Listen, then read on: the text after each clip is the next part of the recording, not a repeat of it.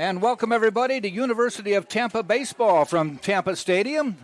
In the heart of the University of Tampa campus, the Spartans get ready to take on the Florida Tech Panthers. The number one ranked Spartans come in with a conference record of 19-2.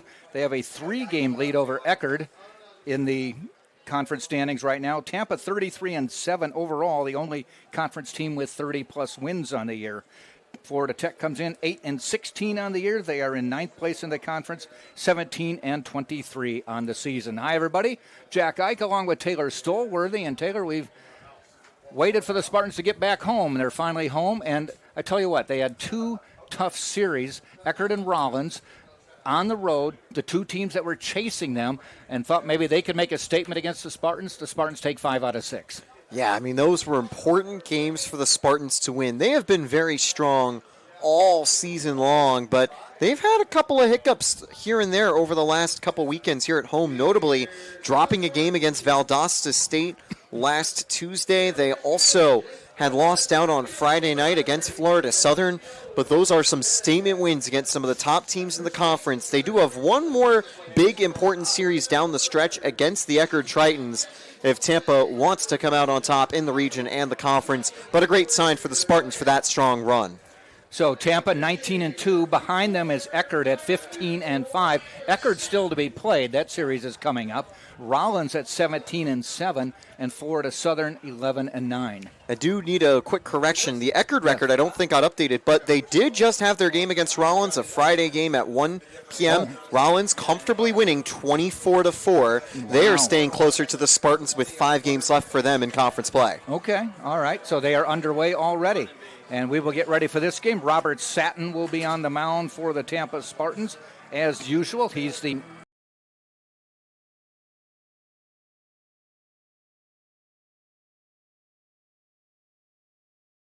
ninth is number 12, the center fielder, Jeff Davis. They are coached by Jeff Tam, and we talked to Coach Tam before this game, and he said they've had a lot of injuries on their team this year, and he's now playing a much younger lineup than he was earlier in the season. Yeah, and it's definitely a downside to have to kind of resort to a younger lineup, but it's also a benefit, too, when you look to the future. We were talking with Coach and asking him how he thinks the series will be important for the team, and his quote was, "Have you seen our record?" Yeah. But in a way, having a low-leverage series gives you a great chance to get the freshmen and sophomores some chances to grow, and down the line, that can give them some great experience when the mantle of leadership is given to them. Satin sees his second pitch fouled off. Satin comes in with a 1.56 ERA, 9-2 on the year. He's had 12 appearances and started 12 games for the Spartan, 2 complete games already. Given up 53 hits, 15 runs, 13 of them earned, walked 9, struck out 84. That is a tremendous ratio of 9 strikeouts to every walk. Unfortunately, he lost a game the other day, 1-0. Below his ERA, and he didn't get the win out of that one. It is an 0-2 count to Justin Meadows. Comes in with a .429 batting average, and he fouls that one off. Limited play, though. He's played 9 games, started them all, so not a huge body of work at this point. Other players on the team are in the upper 20s, 30s. They've played 40 games this year. Dominguez has played all 40, started all 40. 0-2 pitch again from Satin to Meadows. Ground ball. That's going to be a base hit. May go for extras. Meadows around first. Ball picked up in the corner, and Meadows will cruise in with a stand-up double on an 0-2 pitch.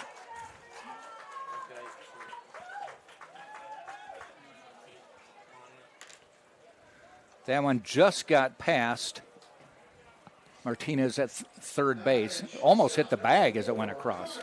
Yeah, it's just an unlucky hit to give up. You can't really do anything if you're a fielder in that situation. And that's a great start for the Panthers. You need to jump on Satin early. Once he gets into a rhythm, he can be very tough to score against.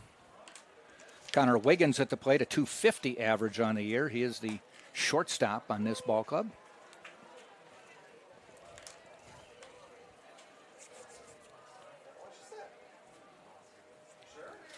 Satin ahead again. Has thrown nothing but strikes at this point. Fouled off. Continues that trend. You can tell Satton's confident in his stuff, and why wouldn't he be? He and Bailey among the 2 best pitchers in the nation, not just the conference, not just the region, but the nation. I mean, Coach Urso was spoiled for choice with his SP1 and SP1B. Mm-hmm. That looked pretty good. Doesn't get the call, though. Yeah, just a tad bit low, I think. Yeah. I thought it looked really good. I mean, it was really good. 1 ball, 2 strikes. Satin with a look back. Meadows, pretty good lead. Now the pitch. Goes high for that one. A swing and a miss, though. And Wiggins strikes out. That'll bring up Marcello Cortali.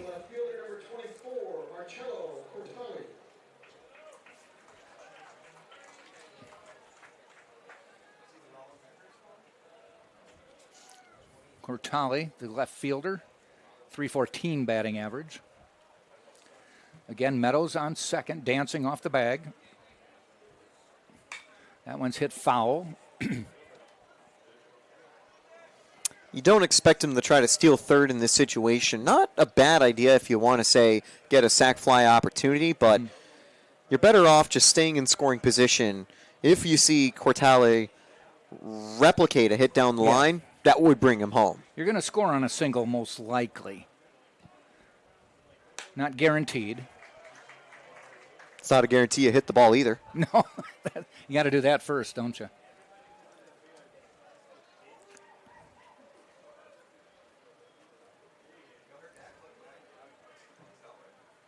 Satin takes a look in. Again, he's up 0-2 as he has been on the first 2 batters. And he gets him on a high fastball as well, 2 outs. Same pitch he got the first strikeout on against Wiggins. When I had a chance to catch up with Satin earlier in the season, he said he's felt really comfortable with his fastball this year. Not a surprise that he goes to it for his 2 strikeouts. Yeah. And, boy, if they're going to bite on that, because they're not going to hit that pitch. Oh, yeah. High outside. Even Spartan batters would probably struggle to get to that one. Yes. Marshall Burke at the plate, 318 on the year. But a little bit low.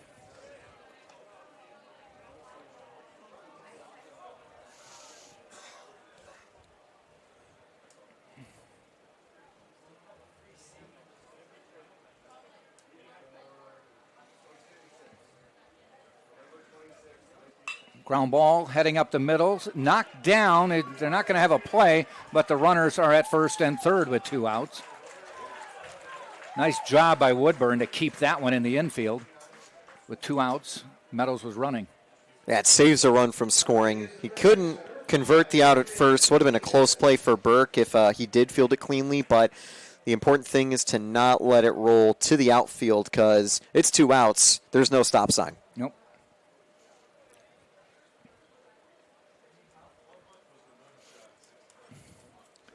Now at the plate, the 5th hitter, Adrian Dominguez, the lefty, gets a strike call.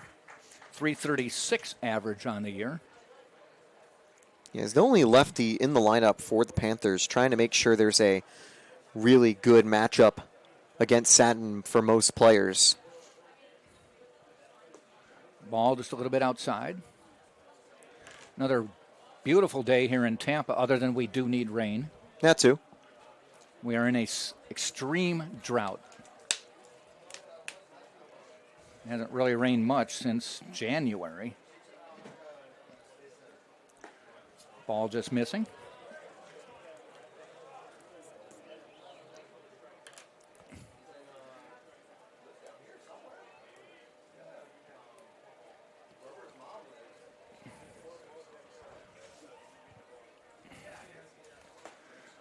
And that's a strike call. 2-2 with 2 outs and 2 on.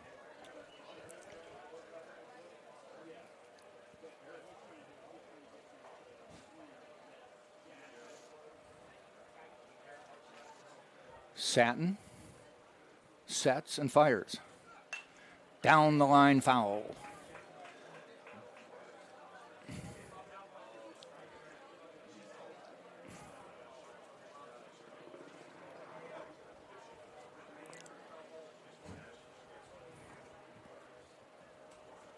Dominguez, the lefty, shakes the bat a little. Here's the pitch. Just missing. Goes full, 3-2. Runner on first can get moving. Meadows at third will have to wait.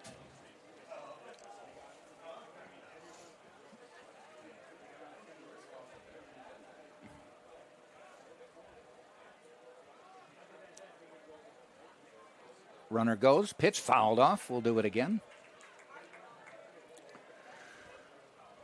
Taylor, you and I had the last 2 weeks off of Tampa baseball. I know you were busy, and then you and I attended a minor league game to see a former Spartan making his starting pitching debut last week.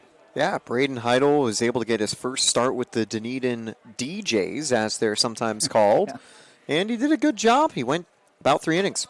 Ground ball heading out towards short. Ponce gets him, and the Spartans get out of the inning.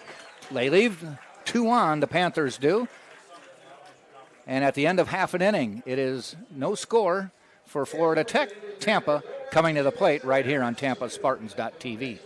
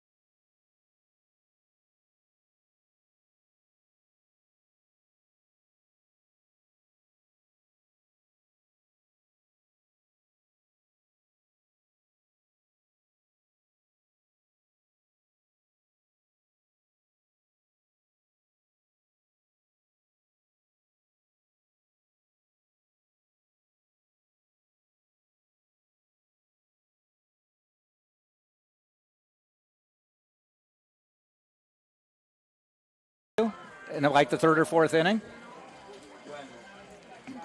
Third or fourth inning? Or do you want me to talk to your coach first?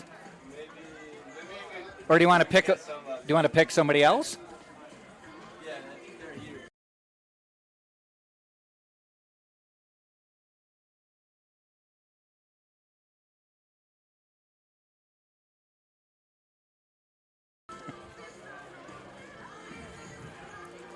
We head to the bottom of the first inning. Florida Tech does not score. Tampa coming to the plate. They will start with Jordan Evans, center fielder leading off. Jake Books, right fielder batting second. Braden Woodburn, second base batting third.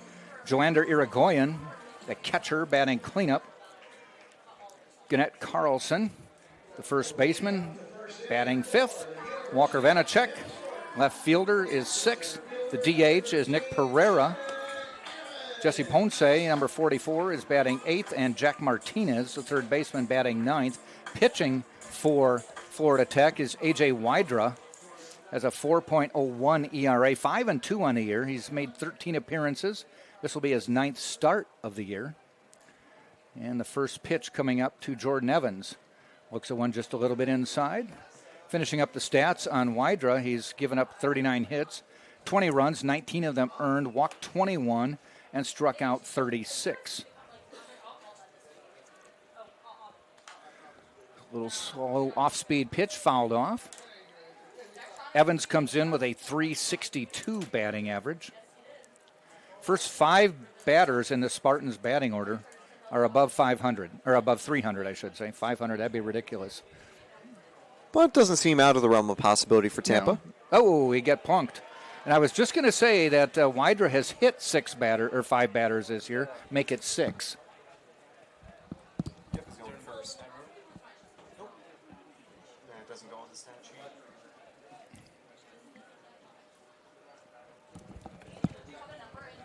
So a free pass for Jordan Evans.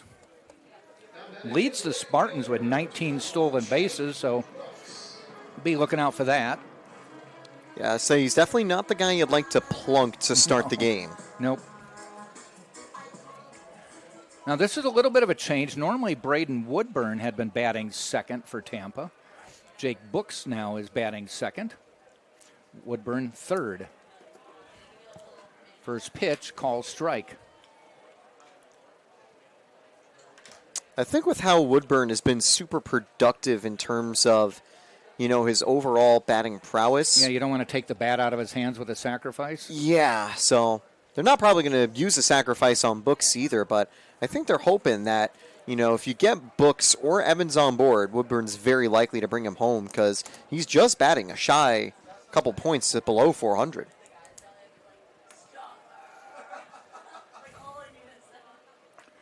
Swing and a miss. 2 strikes.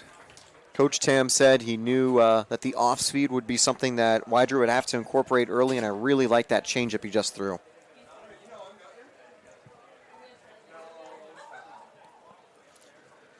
Evans with the lead off first, not too big. They're holding him on. Swing and a miss, though. Books goes down swinging. 1 out, and here comes Woodburn. Umpires for today's game are Ivan Mercado and Robert Bauer. Mercado behind the plate.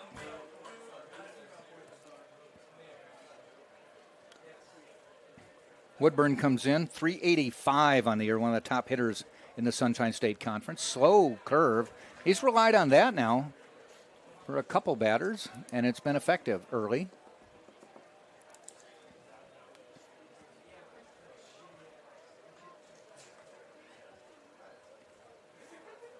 Throw to first, back.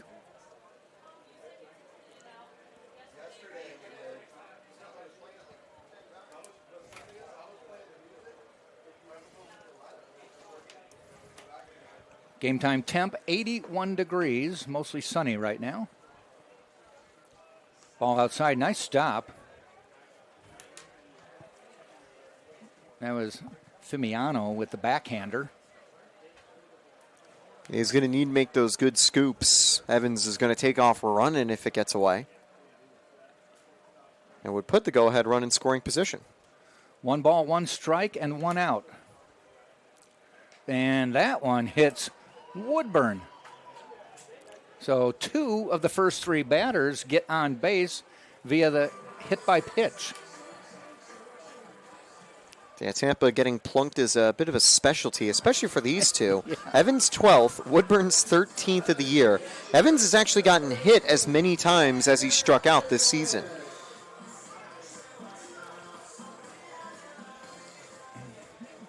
All it does is puts 2 men on for Joanna Irigoyen.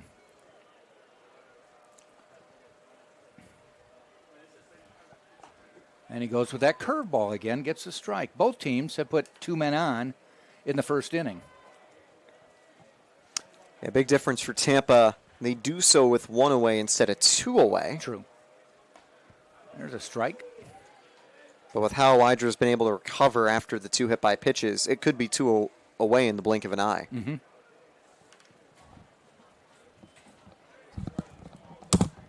He's going to wait till it ends. Tries to go inside, a little bit too inside.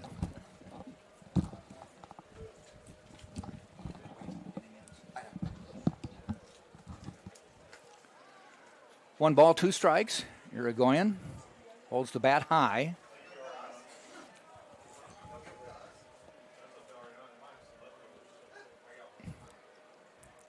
And he puts that one, that might be in the gap, giving chase. It's high up in the air, though, and they do make the catch from center field, and the runners go back. Davis came over. That one just stayed up a little bit too long. Yeah, if it was a little more cleanly on the line, that could have dropped in and would have been tricky to score for Evans. He has to hold up to wait if it drops, but there's a chance that he scores or it loads the bases for Carlson. So now 2 down, 2 on. Carlson's been a walking machine, leads the Spartans at 37. And a .303 batting average as well.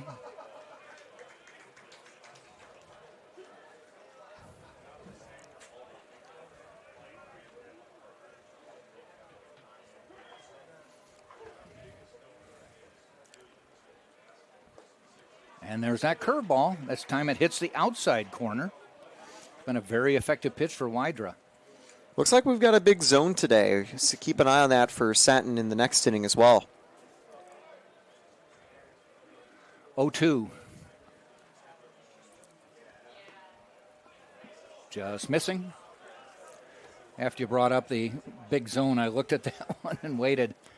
See if he was going to give him the call.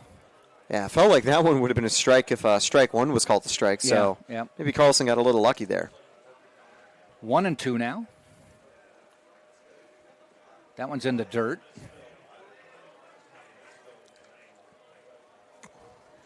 Now we're even at 2-2.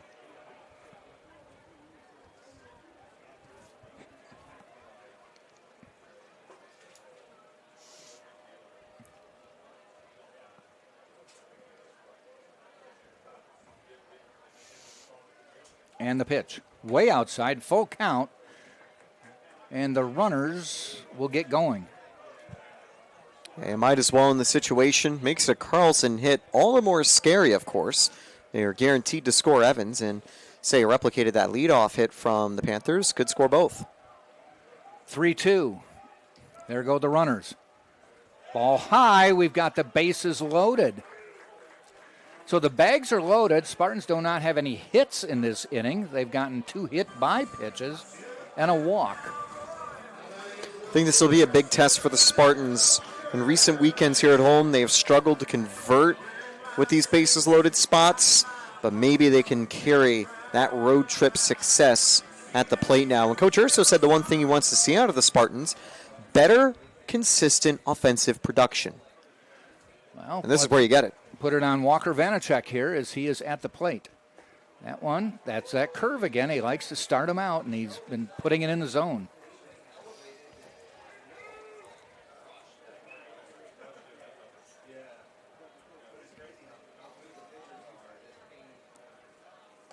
Ball, no, I was going to say looked a little high, gets the strike call, so quickly 0-2.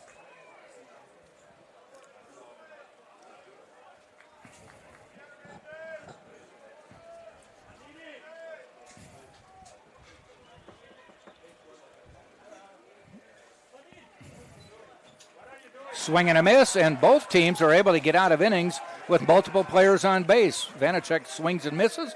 We've played one full inning, no score. Tampa at Florida Tech. We'll be right back on TampaSpartans.tv.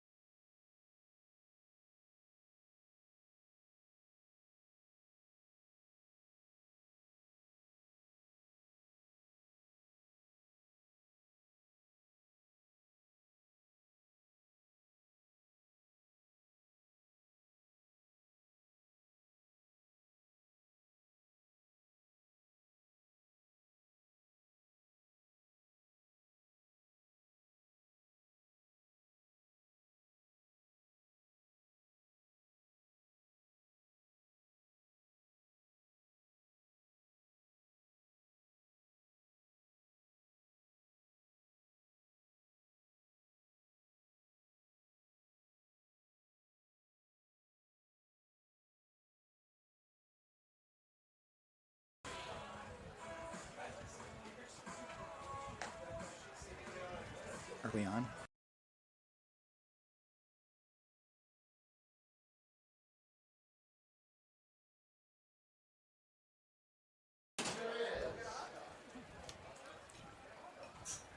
And we head to the top of the second inning. No score. Robert Satin on the mound for the Tampa Spartans. And coming to the plate will be Brian Perez. And sitting next to me is the new athletic director. I guess you're not really new anymore. You've been here 8 months, maybe? I've been 6 months and 3 weeks. Okay. Oh, who's counting? Yeah, that's right. That's right. Dr. E.J. Brophy. And I asked him to come by because there was a big announcement in the Sunshine State Conference yesterday as Flagler College has been admitted to the Sunshine State Conference as the 12th member. That's big news. It is big news. They'll be coming in July 1 of next year, not this year, not 2026, July 1 of 2027. And we're proud to bring in our sister institution from the great city of St. Augustine, the oldest city in America. They are a Division II school. They are in the Peach Belt Conference. And when you look at the Peach Belt, they're the only Florida school. So it kind of makes sense to get them down here. It does. You know, around the country in the last few years, and it all has to do with money, you see crazy things like teams from California and the ACC and that type of thing, and teams from California and the Big Ten and all of that. And that has to do with money and TV.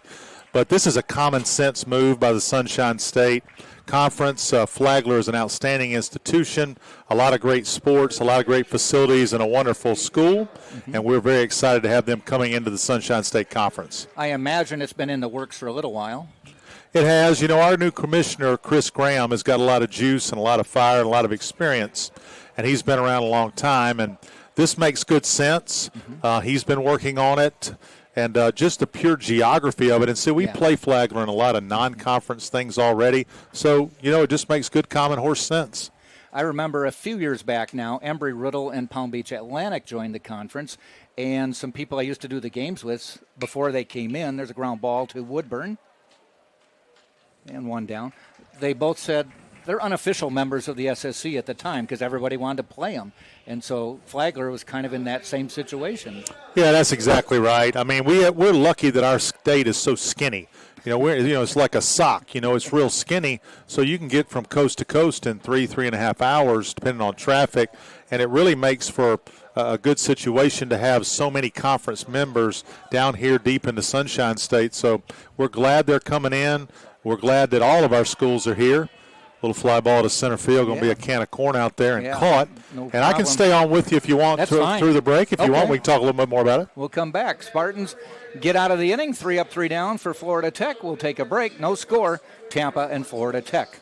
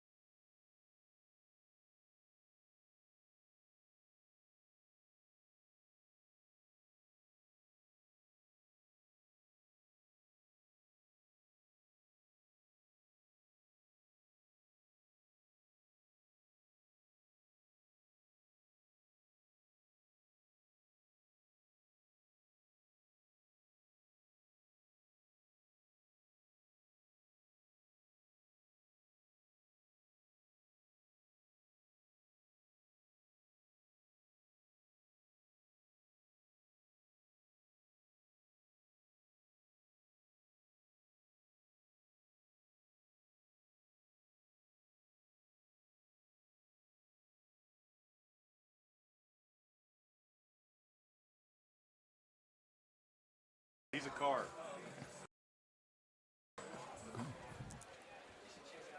So we head to the bottom of the second inning. A.J. Wydra back on the mound. We're talking with Dr. E.J. Brophy, athletic director here at the University of Tampa. Flagler coming into the conference. But let's talk about, we have one sitting right next to us, next to you, the national champion Spartans swim team. Yeah, we're so proud of them. We're proud of our guys who won the national title. We're so proud of our girls who were national runner-up. That's the best girls finish since 1988. Just a lot of wonderful young people working hard in the community, working hard in the classroom, working hard in the pool.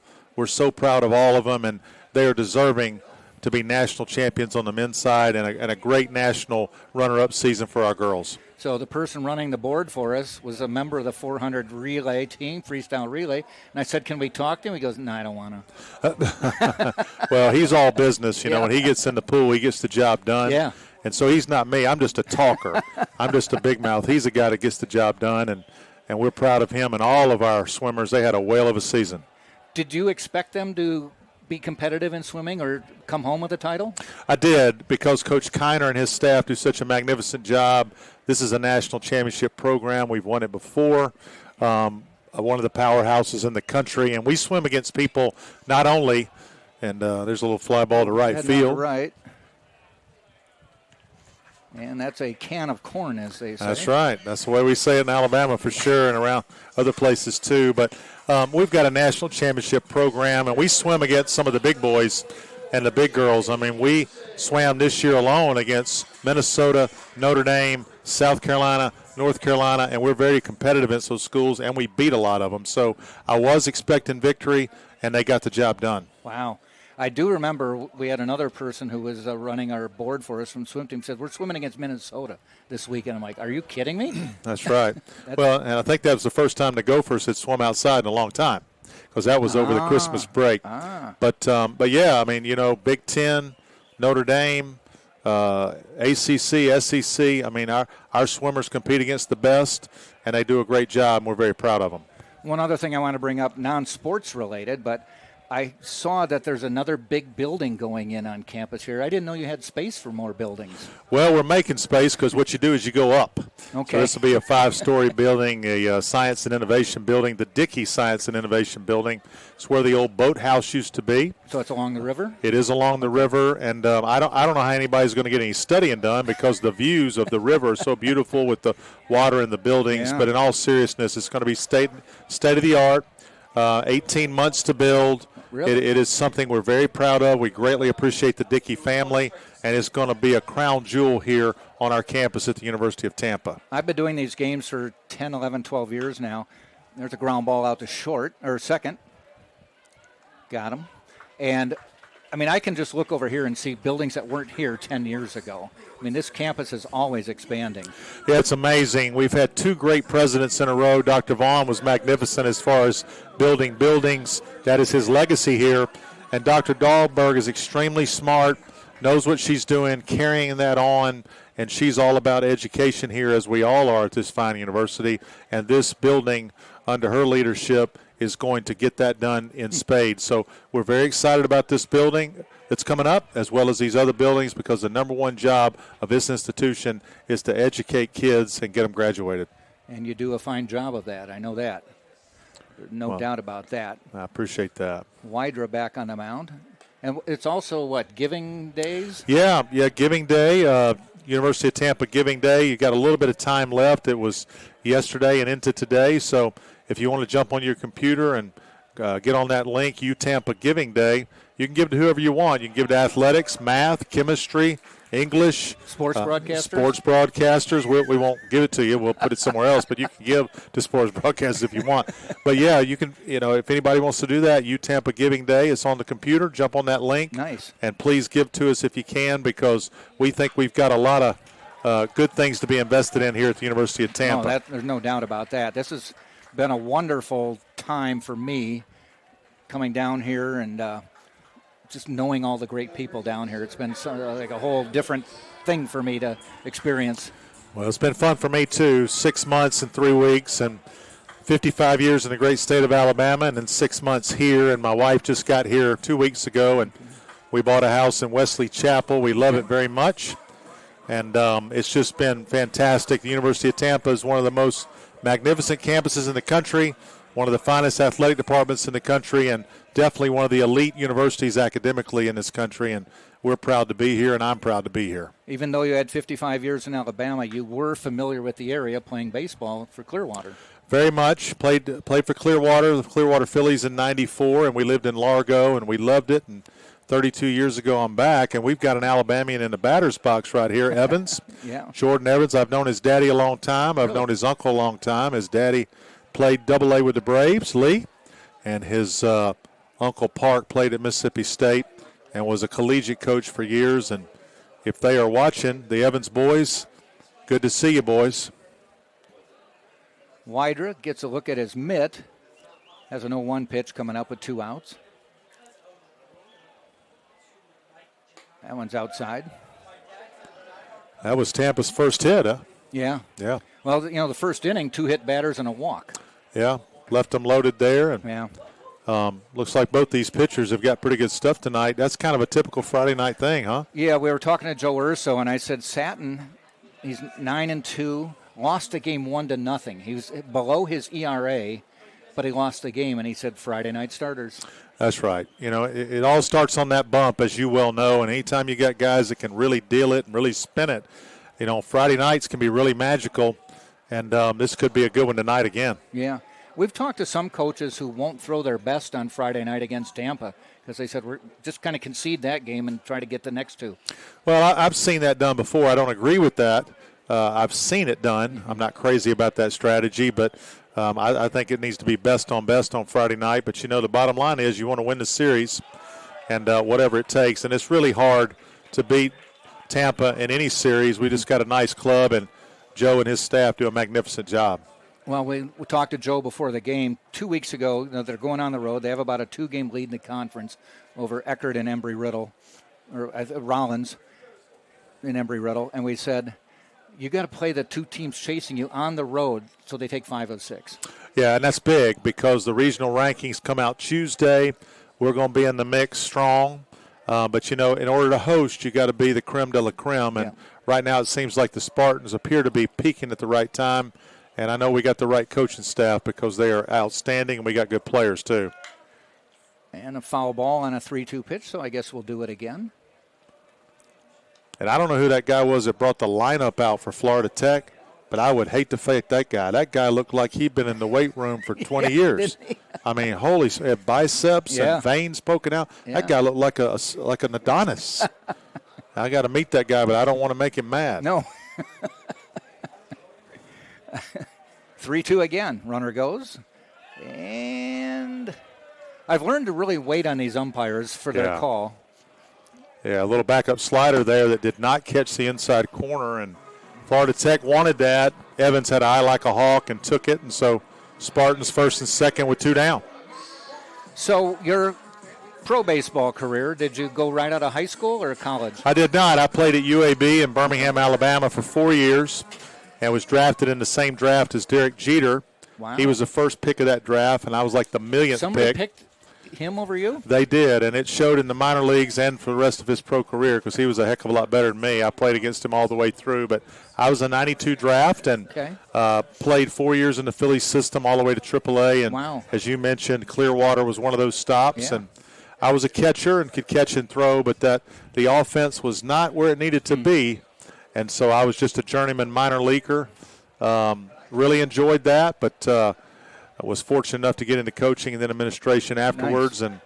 And 32 years later, here I am. Yeah, here I am. You're talking about journeyman. There was a player just yesterday I saw, got his major league batting debut, had been in the minors for 12 years. He was 33 years old, finally got a major league at bat. Well, good for him. That's really good. And a lot of guys, and I think their catcher, I think the ball might have ticked off our hitter's foot and then hit our catcher in a tough spot there. Had their catcher in a tough spot. I hope he's okay.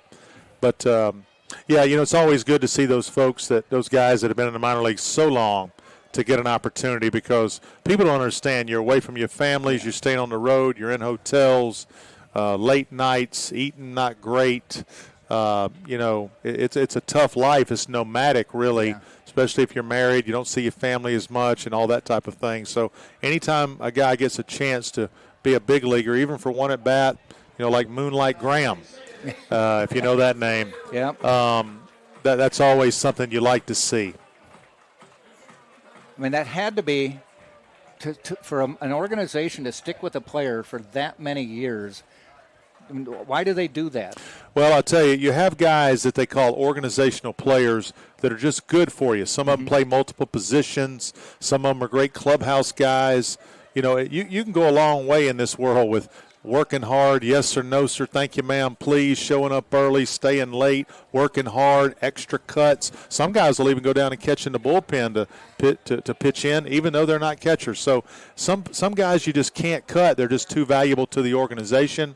And that you stick around. The next thing you know, it's like the little guy on the schoolyard, coach put me in, and after 13 years you're in.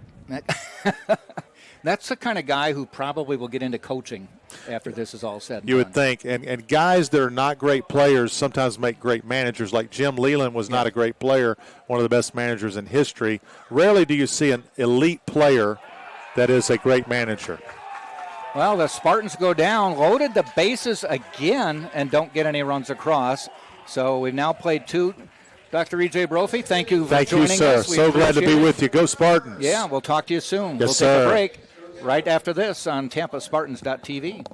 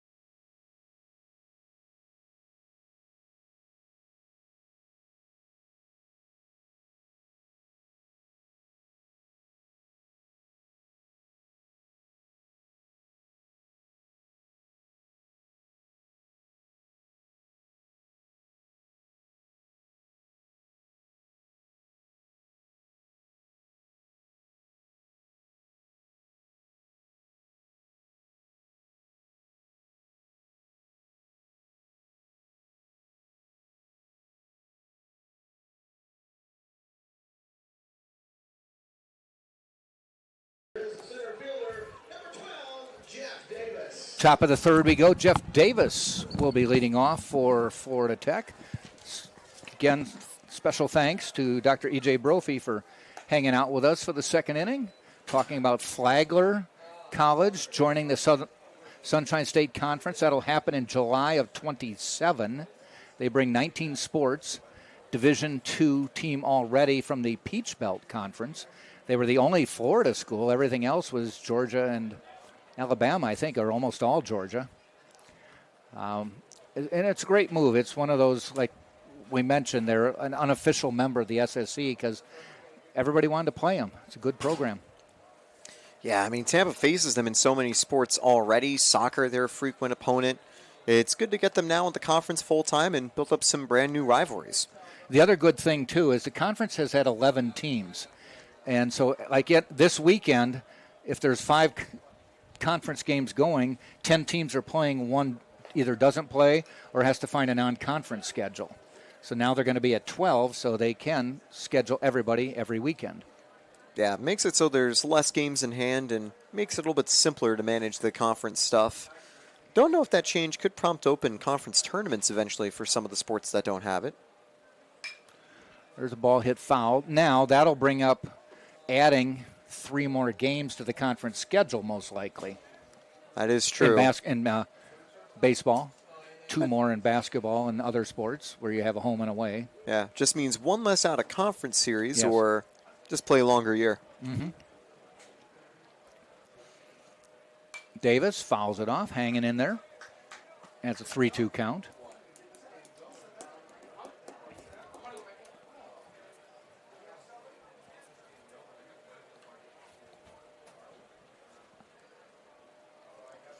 Satin out of the stretch, whether there's anybody on base or not, and here's the 3-2.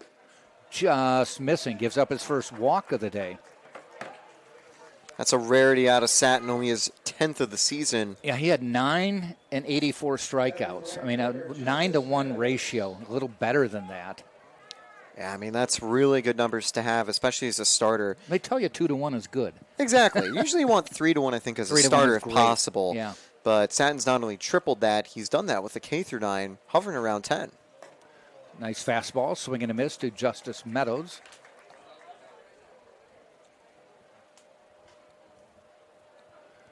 As we get back to the top of the order.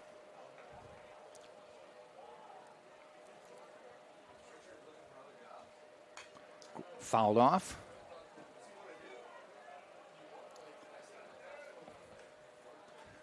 We're at that time of year now for these 6 o'clock games where you can see the shadows of the grandstand.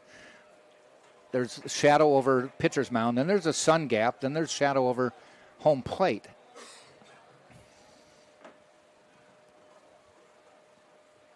Fouled off. As the season's been going on, early in the season, the sun was to the right, to the first base side, and as it works its way north for summer, it's almost directly behind the grandstands now, so that makes it a tough field for some of the players at this time of day. Yeah, we've seen games before where the Spartans and road teams have had fielding difficulties or getting the ball back on the mound. Spartan veteran Alex Caney had a notable outing where a couple of those balls hit towards him were tough to handle.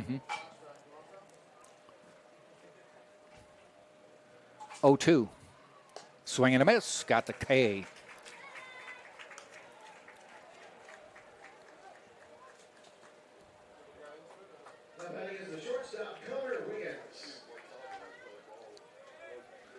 Connor Wiggins to the plate.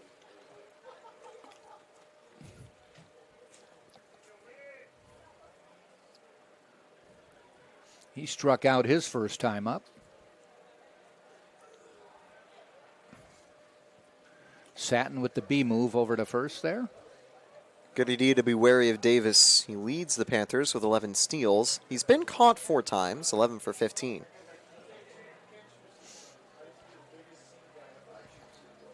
There he goes. They've got him. Do they get it there in time? I think they did. Yes. They went with the pickoff, and they sensed it correctly because he was running, and all they had to wait was for Carlson to get the ball over to Ponce, put the tag down, took him off the base paths.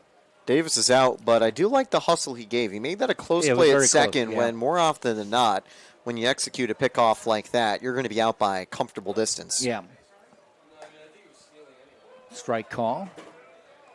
So now 2 outs and strike 1 to Wiggins. Definitely helps Sen not worry about a base runner now.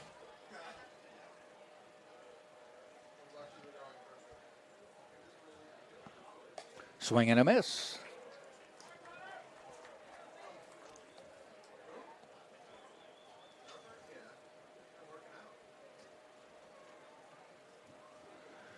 Oh, 0-2 pitch coming up.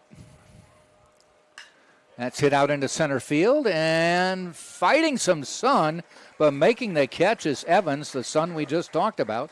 He kind of had to turn his head a little bit so he could watch that one into the mitt. They do go. Nobody left on base. So we've now played 2.5. Still no score. Tampa and Florida Tech on TampaSpartans.tv.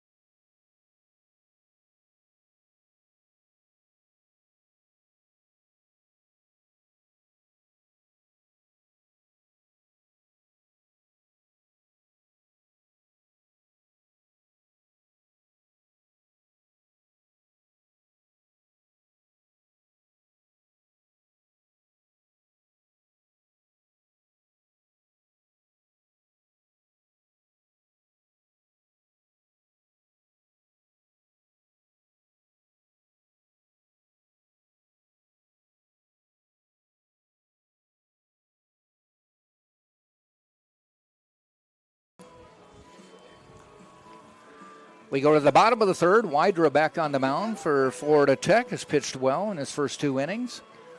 He's given up some walks and some hit batters, but nothing's come across. Spartans have loaded the bases in both the first and second innings and still scoreless. It's painful to leave 6 on the base path in 2 frames, but you got to give credit to Wydra. He's doing the job of keeping the Panthers in the game, and against Robert Satin, that's usually the best you can do on the mound. But this is where Tampa's going to really need to get things going. He's going to face Irigoyen, Carlson, Vanacek. You and I have done enough games here. We know you can't keep putting Tampa base runners on before you're going to pay the price. Yeah, especially if you do it for free. I mean, he's plunked 3 players today, and he's walked 2 players. That's 5 free bases that Tampa hasn't even needed to put the ball in play for. First pitch is a ball low. And Tampa's a team that's one of the most disciplined in the nation. They are not going to be scared about drawing ball 4 and just getting on base the freeway. Irigoyen hit a fairly long drive into left center his first time up, but caught. There's a ground ball foul into the Spartan dugout.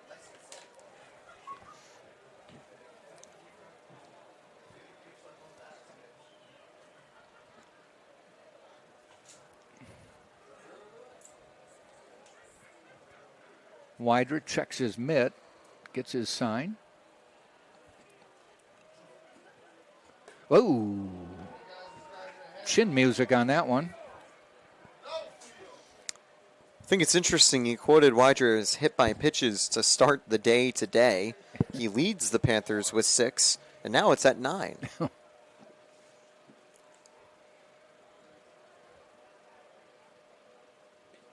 So he goes from high inside to low outside, and it's 3-1.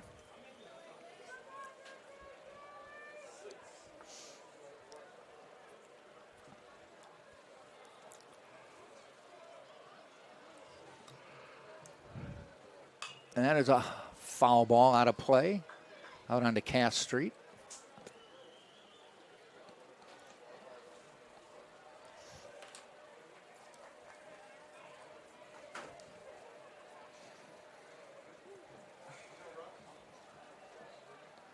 So now a 3-2 pitch from Wydra. Inside, he walked him, so another walk on the ledger. Another free base runner. Walks have definitely been a part of Wider's game this season. Taking a look at the numbers entering today, he has a positive K to walk rate, but below that 2-to-1 milestone that you recommend players to have. He's now on 39 and 24 for the season. But he does have 3 strikeouts, which is good in the early stages. Yes.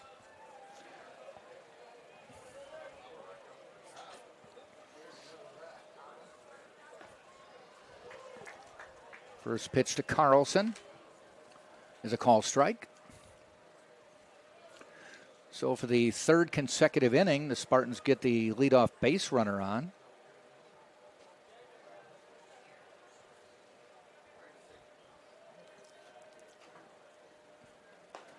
Strike call.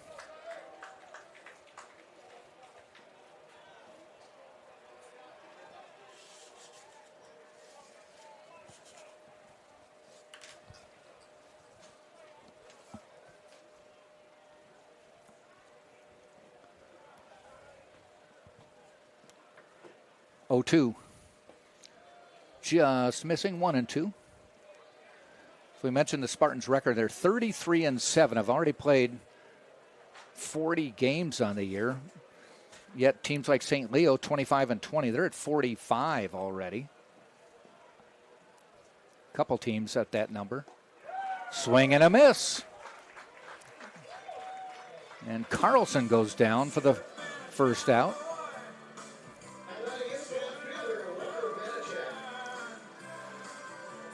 The Panthers have also played the same amount of games as the Spartans, but crucially, they have only 3 more games left in the year. Tampa has 9 after this weekend.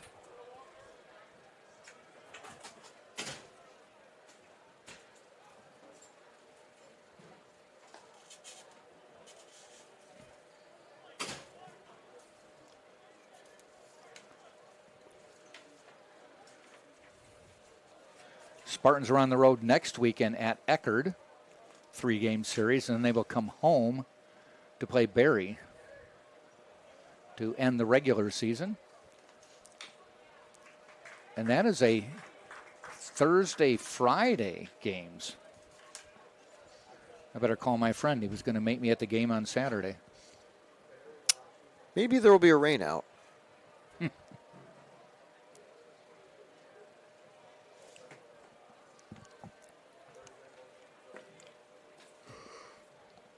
Off-speed pitch.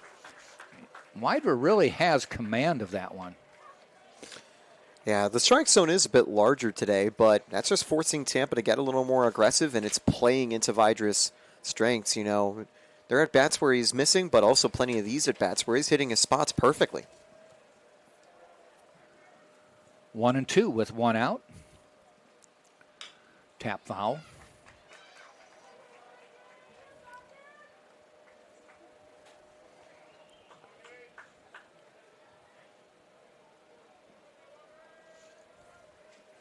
Vanacek struck out his first time up. Irigoyen on first via the walk.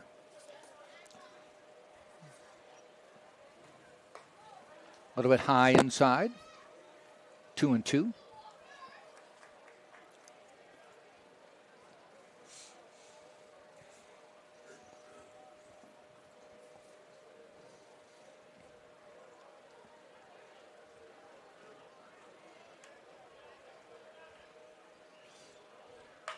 And caught. Does he get back in time? Yes. Nice play by the shortstop, Wiggins. Not able to get Irigoyen, who got back in time. 2 outs, though.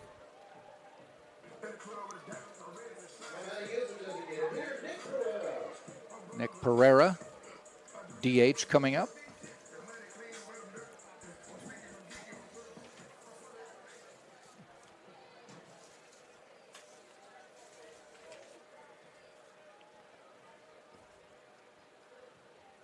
First pitch. Missing inside. Pereira has shown some pretty good plate discipline as he's recovered from his injury, getting into the lineup. 12 free bases, 9 walks, and 3 hit by pitches to just 7 strikeouts.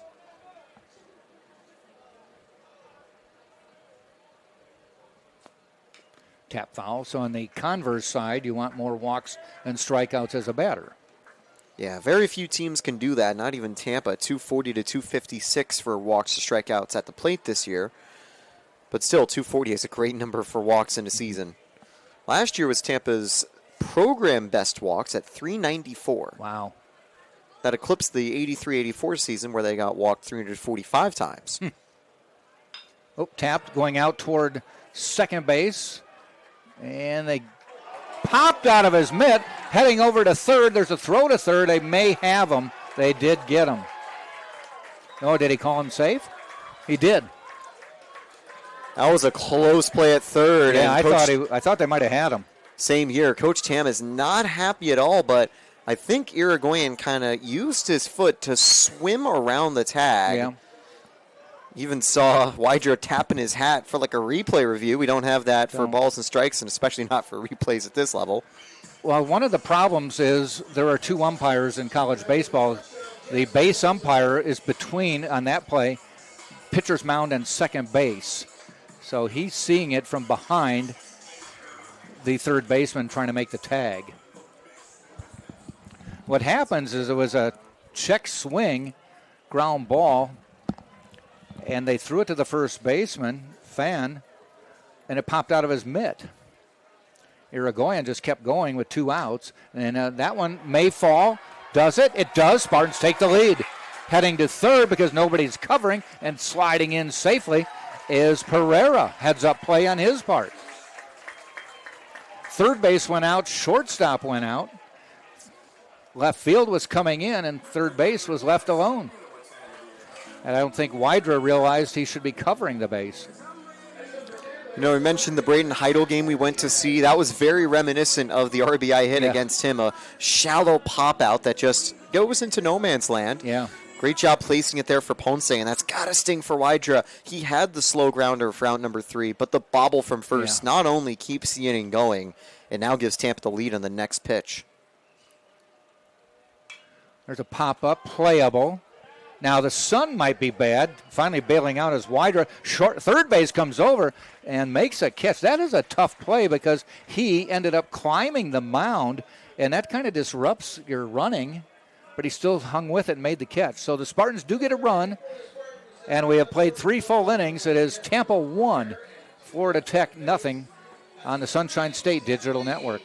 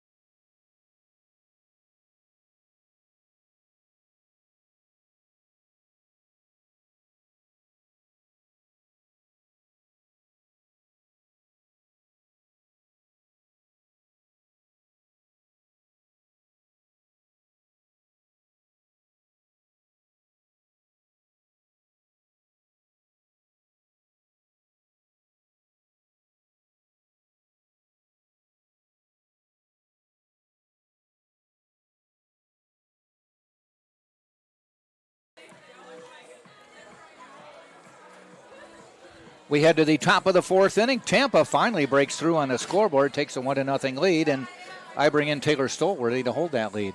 Thank you, Jack. And it'll be Satin continuing, 42 pitches in 3 innings so far.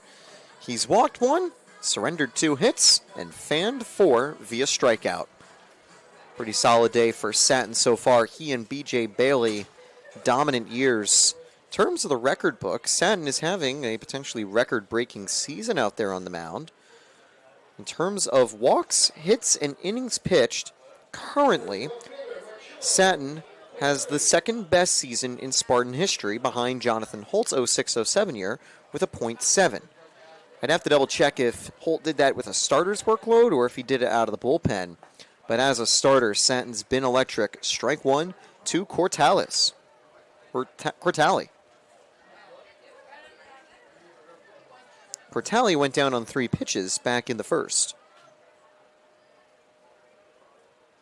Strike 2.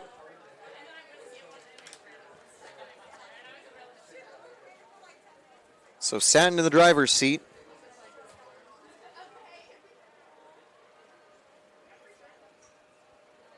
Gets the sign. Up the middle, deflected by Satin in range for Woodburn. He'll try the quick throw, but plenty of time to reach safely for Cortale.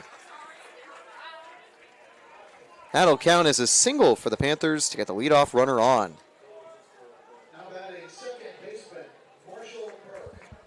Well, Satin decided not to waste the 0-2 pitch, and I think Cortale was ready for that one since he went down in 3 pitches last time. Might as well stay aggressive out there. Runner on, no one out. Burke singled last time out.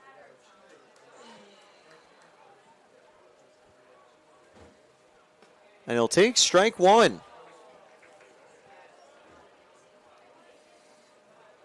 These teams have contrasting home and away records. The Spartans 18-3 at the Birdcage this year. But the Panthers went away from their home stadium. They're 5-14. 0-2. Satin working the corners. The Panthers are 12-9 at home. Tampa just a little bit weaker, 15-4 on the road.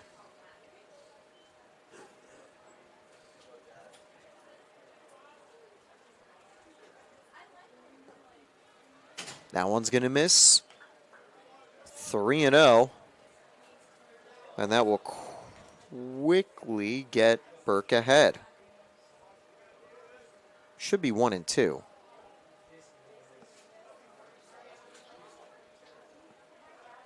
Satin will step off, check on the runner.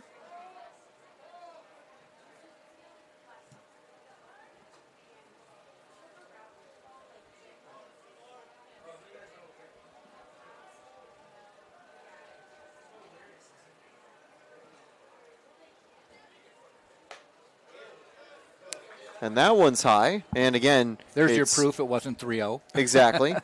It is supposed to be 2-2, so someone was falling asleep up here on the scoreboard, I think. Yeah.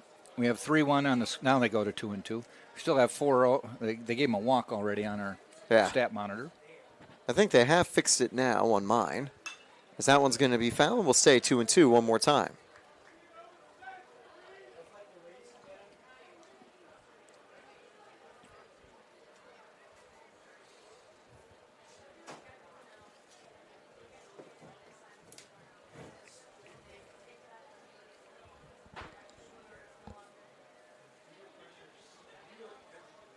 Satin gets set, and he'll step off to check the runner one more time. Looking back at Jonathan Holt's record-breaking whip season, he was a spot starter for the Spartans. 2 starts, 31 appearances out of the bullpen, or 31 appearances, 29 out of the bullpen. But he was in for multiple innings usually, 66 on the season. That one's hit sharply to short. Ponce can't get on top of it. 2 on and no one out for the Panthers.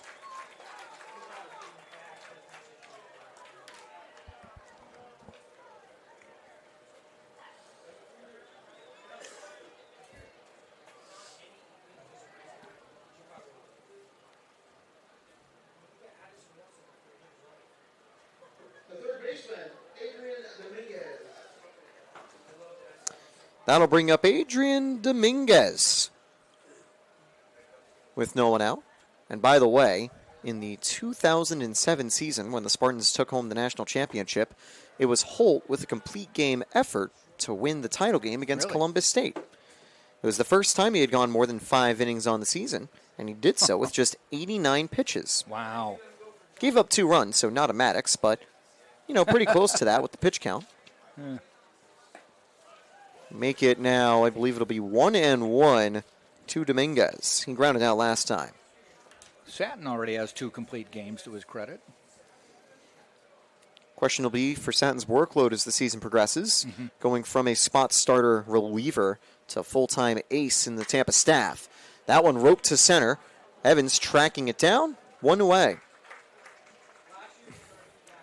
That was a tougher play than it looks because of where the sun is. He ran right into where that ball might have gotten up into where the sun obscured it. Didn't look too bad, but it's a tough play. And that'll bring up the DH, Brian Perez. This is also the time where you see the mound is back in the sun. Watch the throw back from Irigoyen because it may kind of cause trouble getting back into Satin's mitt. Strike 1, and you can see Satin stepping forward for that exact reason. Yeah.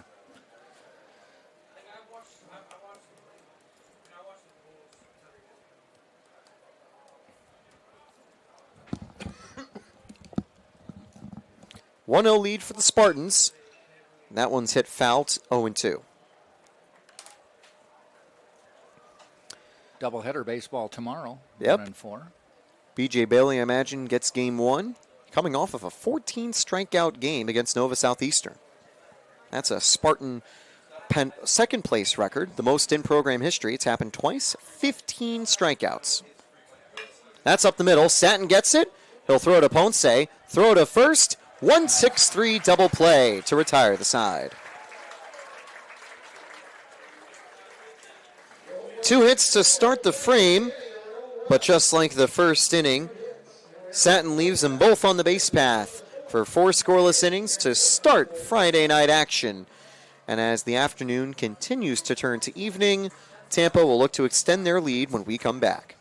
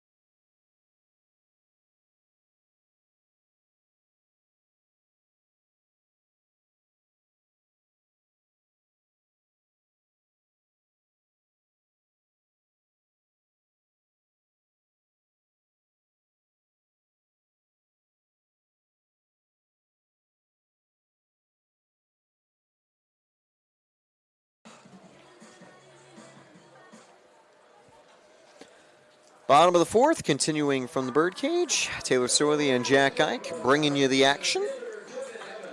And it'll be Evans, Books, and Woodburn due up. 3rd trip through the order for Wydra. He's had to take on 18 Spartans in 3 innings. His pitch count, despite having faced everyone twice, is only at 67, but it is pretty high for this stage of the game, unsurprisingly. Yeah. Players already getting loose down in the Panthers' bullpen. And that is a nice breaking ball. First strike 1. The off speeds have been the go-to for Wydra. He bailed out on the ball coming back to him. Fortunately, it was the leadoff hitter. Nobody's on. But he just ducked and got out of the way on that one. That's where if you get on base, if you're Evans, you might want to maybe try the steal or be ready to jump if it's an awkward play back to the pitcher. Let's see what they do this time. 0-2. Yeah, see, he still had a little trouble. As you mentioned, Satin knew to come to the front of the mound. I'm surprised they don't wear sunglasses, although If they don't have a tight strap, they'd probably fall off. Sure. So that's probably the reason. That's close, but a bit further inside. Evans was backing away a little bit, making it look a little nicer than it appeared. 1-2 for the Spartans' leadoff man, who got walked and hit by a pitch in his first 2 tries.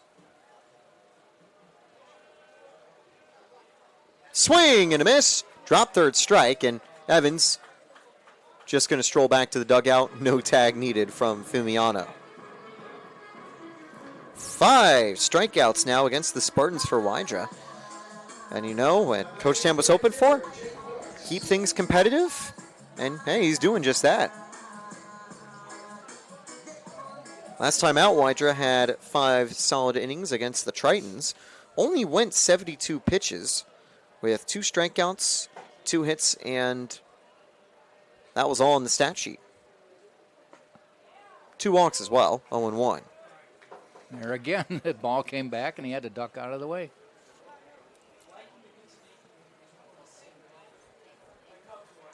Wydra's best outing came against Palm Beach, struck out 8 over 7 scoreless frames. It's his only quality start of the season. 1-1. He came to the front of the mound. So now he's getting the meta down. Yep. It's only going to last for about another half inning. The outfielders will have a little difficulty, center and left. You even see them shielding their eyes right now, looking left field. May Well, not looking matter. right field. Can Meadows settle under it? Yes, he does.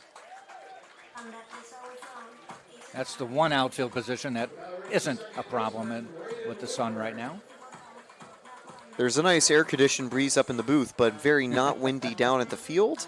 The American flag down the right field line is pretty much standing still, and the air did no favors on that fly ball from Books. Slight shift now for Braden Woodburn. He'll take ball 1.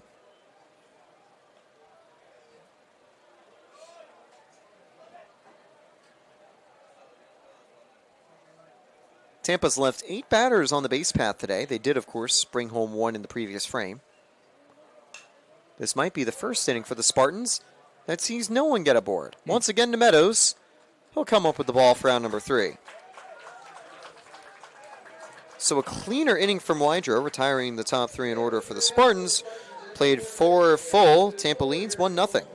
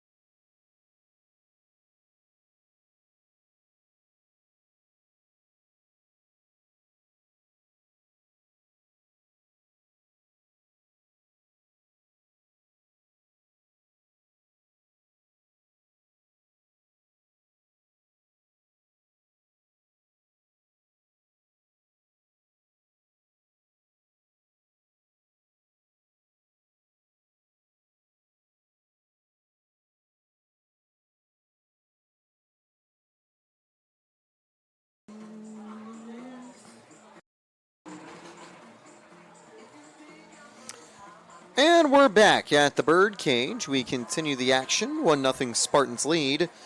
Fumiano, Fan, and Davis due up to take on Robert Satin. 1.56 ERA and 0.83 whip now for the season as his day continues.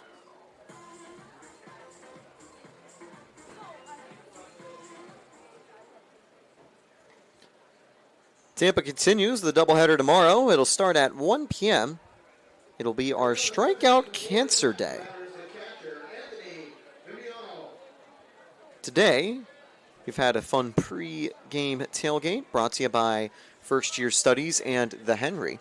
Some free hot dogs at the stadium. Also, Confidence of Residence Life here as well, giving out free towels. Want to know? Missing low to Fumiano. Spartan sports have been pretty active as the spring has continued. Not only does softball continue their playoff push on the road against the Panthers in Melbourne, as they are able to take a pretty commanding lead here in game 1 of their series. Caught in right field on a shallow fly ball. One away with caught by Books.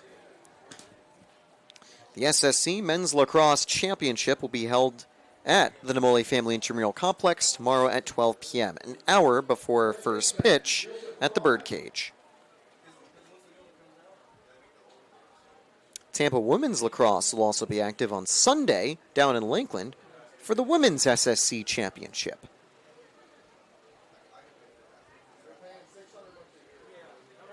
All four of the big spring sports last season for the Spartans, as that strike one from Satin, went to the national title games.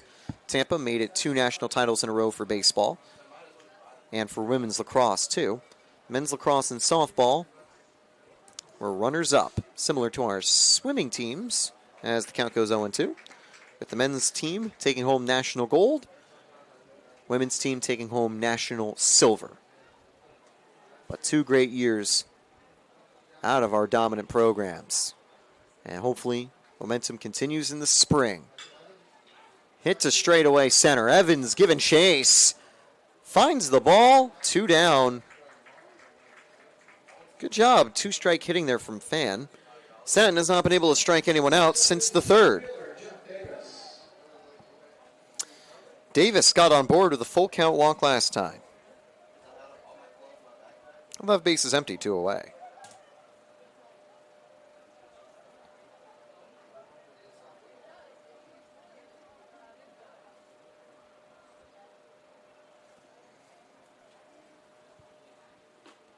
Strike 1, taken down low. Tampa leads the SSC at this stage of the season. 19-2 record compared to Rollins with 18-7. As things stand, Tampa would be the first team in conference play to reach 20 wins. 5 more conference wins for the Spartans will, I believe, clinch them the conference title. Add another one to the tally for Coach Urso. Currently, the Panthers rank 9th in conference play. As the season progresses, they might be able to overtake St. Leo and maybe Embry-Riddle. They don't have a lot of time to do so, and they would need to upset the Spartans. 1-2 now, working low to get ahead.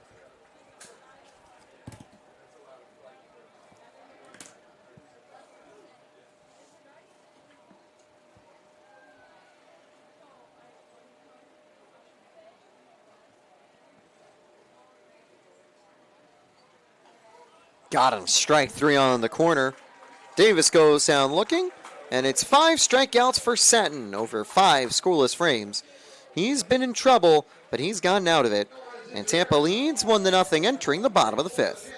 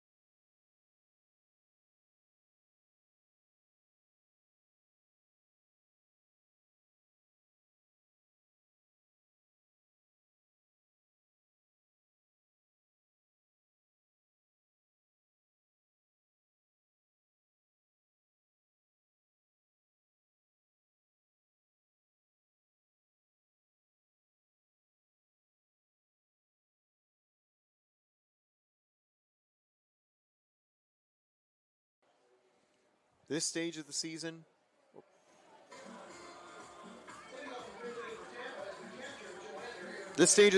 is tough for every team. It's the dog days of spring. Yeah, kind of ironic to call it the dog days of spring instead of the dog days of summer, but this is where push comes to shove, and shove is exactly what Weider has done. A very effectively wild day out there on the mound. holding the second-ranked team of the nation to just 1 run.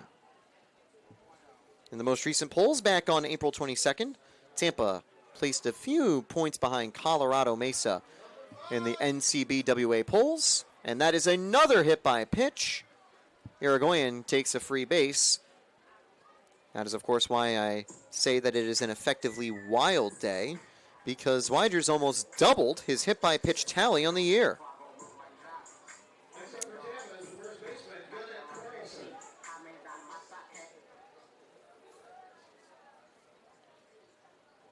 So 4 hit by pitches for Wydra. Carlson, 2 of the 3 true outcomes to start the day. Strike 1.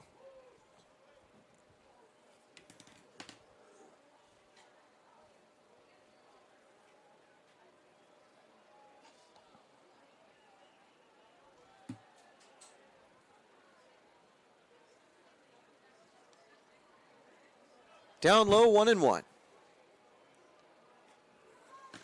Vanacek and Pereira due up next. The trio have gotten on base twice, counting Carlson. Pereira via error, Carlson via walk.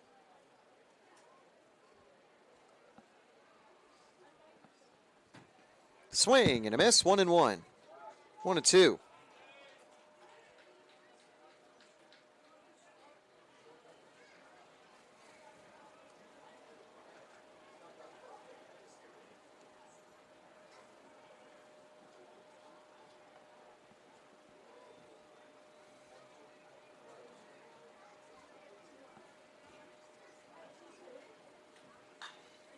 Fouled, Carlson keeps the at-bat going.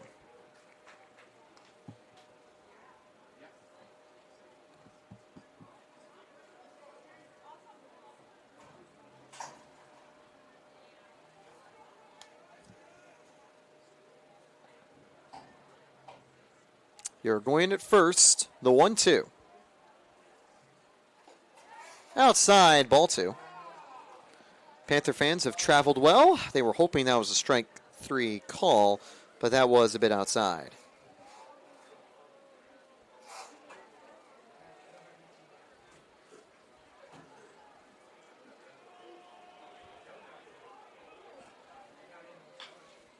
Foul, clean hit down the line.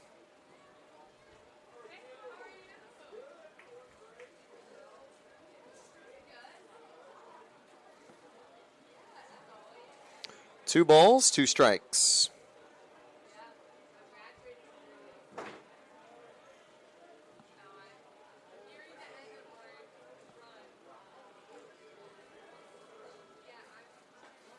Missing away. Full count now for Carlson. Walked on a full count in the first. One of 3 walks surrendered by Vidra.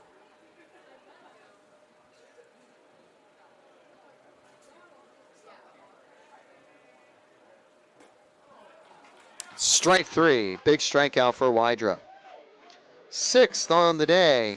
1 down for Walker Vanacek.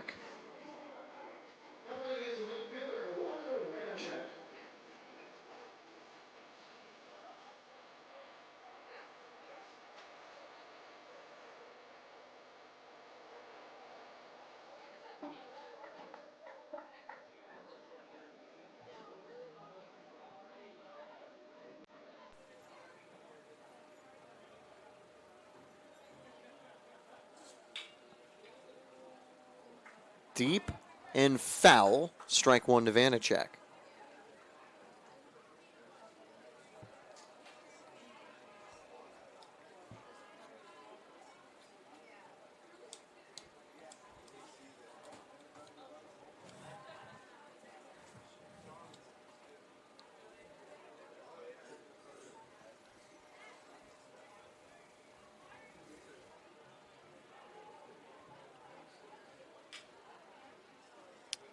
One and one.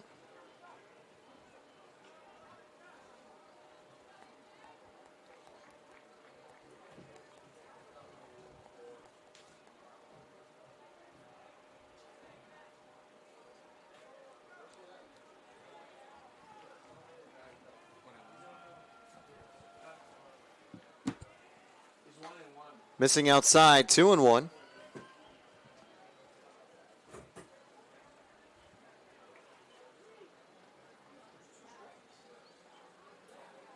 It actually might be 1-2. Must have been a very delayed strike call earlier.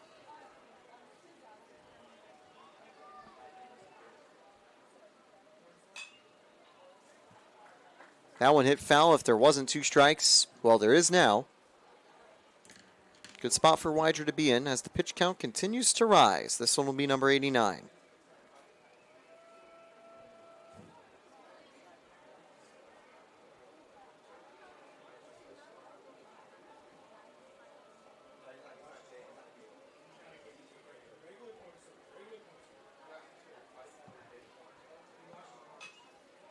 Good job protecting.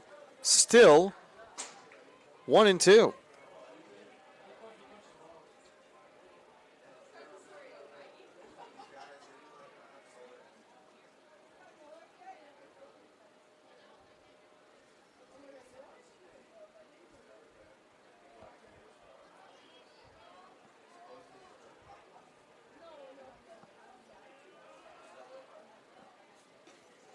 Missing away. 2 balls, 2 strikes.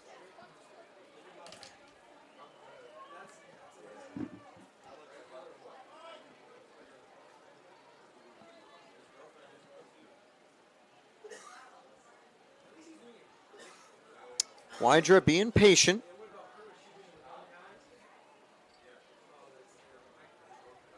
Barely beats the pitch count as the count goes full.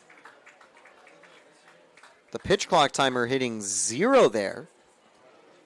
And he does have to be careful if he doesn't get set quick enough. That could lead to a pitch count walk. Nick Pereira on deck, checks the runner. And the payoff pitch tipped foul. Lengthy battle continues.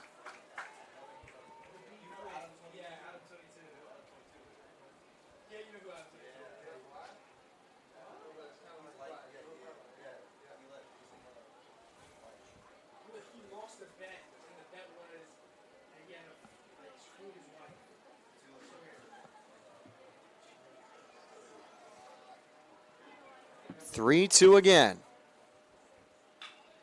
Foul. That one a little bit high. Vanacek liked it, though. And the lengthy at-bat continues.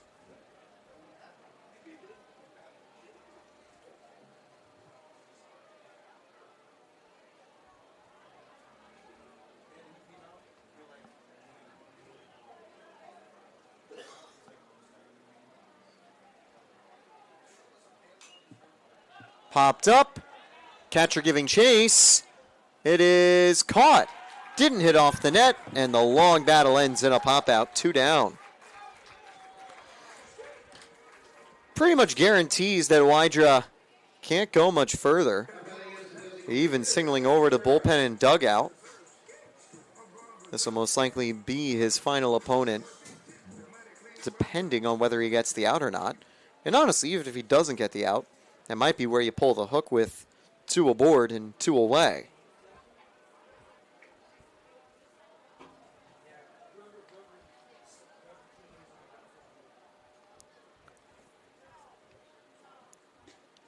Ball 1.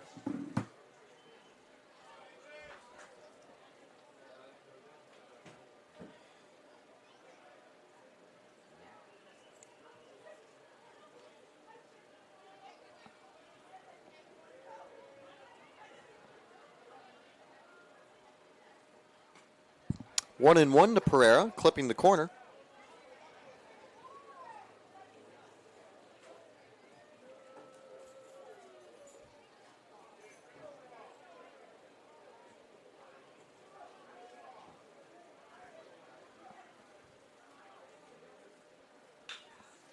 Foul, 1-2.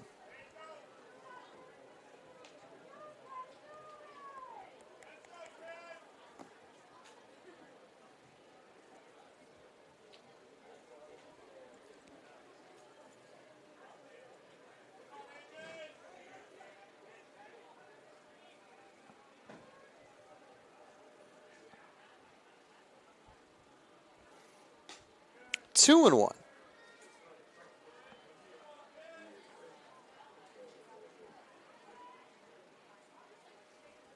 I believe it actually might be 2-2.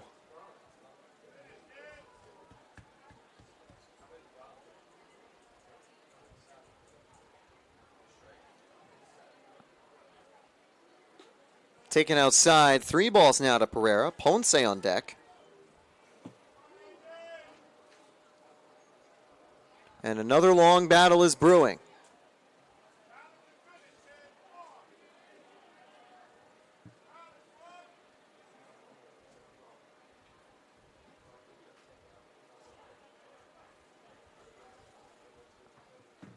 Swing and a miss. Gets him chasing for strike 3. A 7th strikeout for Wydra. On the payoff pitch, he plunked a batter, but left him on first as he gets 3 straight outs. If that's the end of the day for Wydra, what a day he's had against the Spartans as we've played 5 full.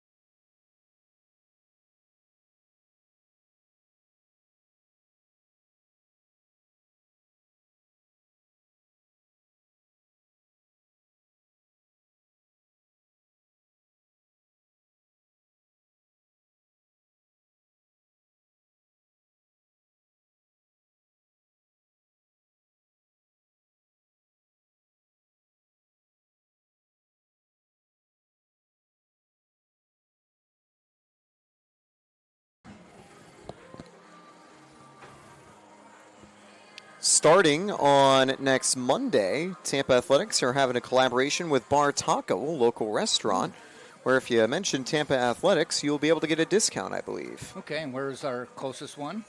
Well, it's in the area. It's a local chain. I don't think chain? there's Okay. too many multiple restaurants, but Okay. if you know where Bar Taco is and you're listening to the broadcast, check Tampa's Instagram because I'm pretty sure there's more info about that deal. Okay. Taylor Storley, Jack Ike bringing you the action here for the top of the 6th.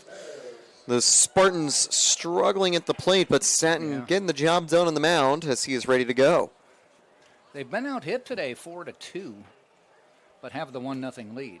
And they've had the lion's share of base runners. Yeah. Thanks to getting plunked and walked quite a few times. Strike 1 here to Meadows.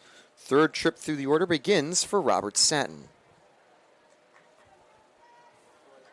You've talked about complete games, Jack, and you know 64 pitches, not a bad spot to be in right now if you're Satin. That one's going to be flared to right. All the way back is Woodburn. He pulls off as Books gets the ball. A bit of chaos. I could see disaster impending there. Me too.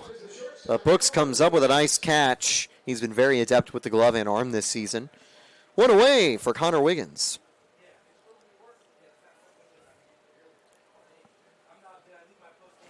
The sun not even getting in the way there as now it's starting to set. The shadows disappearing, fully progressing over the field. Stadium lights are on, but they're not doing anything yet. And not the time of night where you need the stadium lights as the count goes 1-0. The shortstop Wiggins 0 for 2, entered today hitting .250.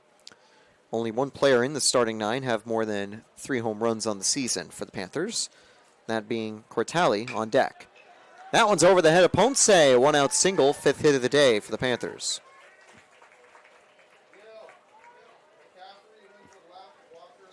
And for those keeping score at home, sunset is exactly at 8 o'clock tonight. So about 25 minutes away.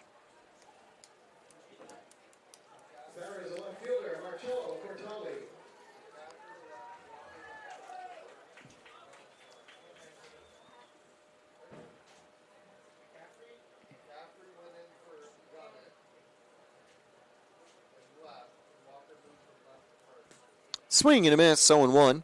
Earlier today, we mentioned the NBCWA polls for national rankings in D2. Tampa currently leading in the South region with all 8 first-place votes. West Alabama and Lee are 2nd and 3rd in regional rankings. Eckerd, Rollins, 4th and 5th as the count goes, 1-1.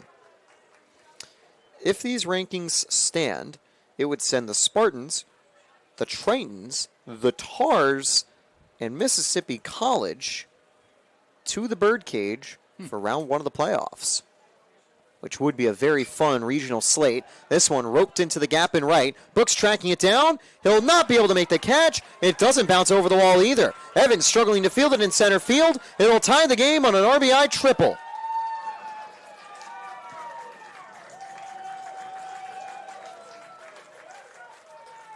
Boy, It fell left awkwardly. Right and center both gave long chase, Evans and Brooks, but it was just out of the reach of Brooks.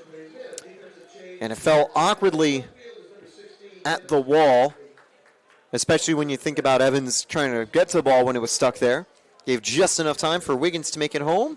Cortelli's 90 feet away, and Dennis McCaffrey enters the game on defense for Vanacek in left in case of a sac fly.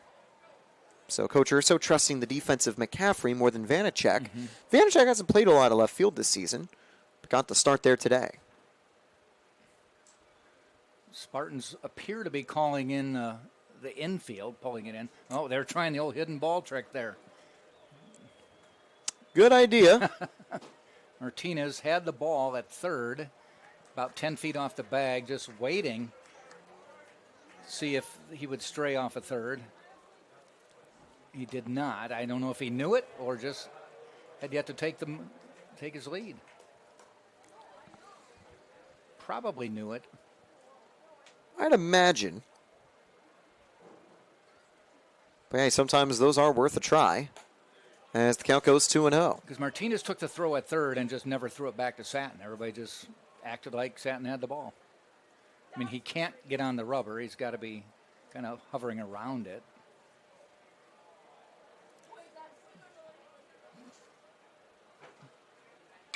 Up the middle, and now the Panthers will lead 2-1. Huge bounce off the mound. Even if Woodburn was playing normal depth, he probably can't get it. He might not have, but it took it out of the equation anyway. A 3-hit day now for Marshall Burke. Gets RBI number 20, and the Panthers in the lead for the first time, which means Wydra would be in the win column for the time being.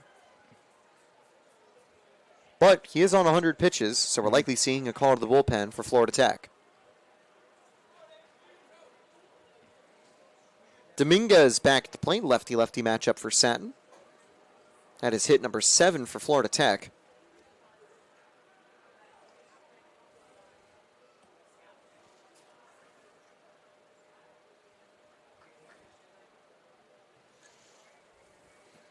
Seven for 16 with balls in play today. Panthers finding good spots to score against the Spartans' defense as the count goes 0-1.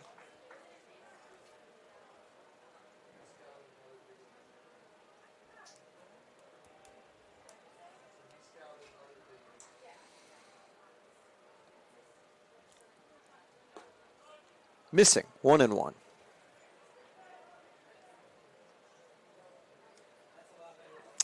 All time, the Spartans are 135-35 against the Panthers. Wow, 100 win difference? Jeez. They've won 15 straight since 2020. February 29th was the last time the Panthers got in the win column against the Spartans. So now the Spartans, though, have their work cut out for them. They need to find a run, and today they have been remarkably unclutch. No disengage limits here at D2. Satin, once again, keeping his eye on Burke.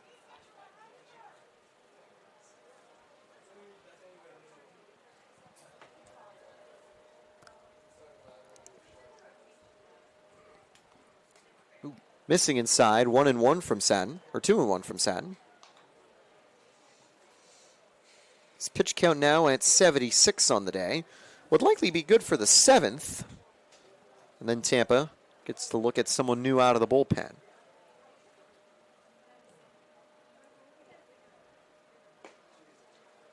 3-1.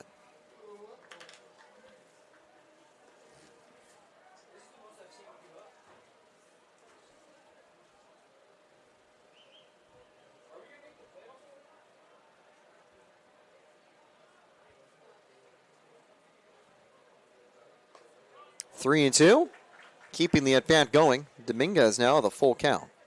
Grounded out last time he had a full count. Not a bad outcome if Satin could draw it again. Could see Ponce and Woodburn try to turn two. We actually saw Satin, Woodburn, and Carlson turn two earlier today. Fouled, we go again.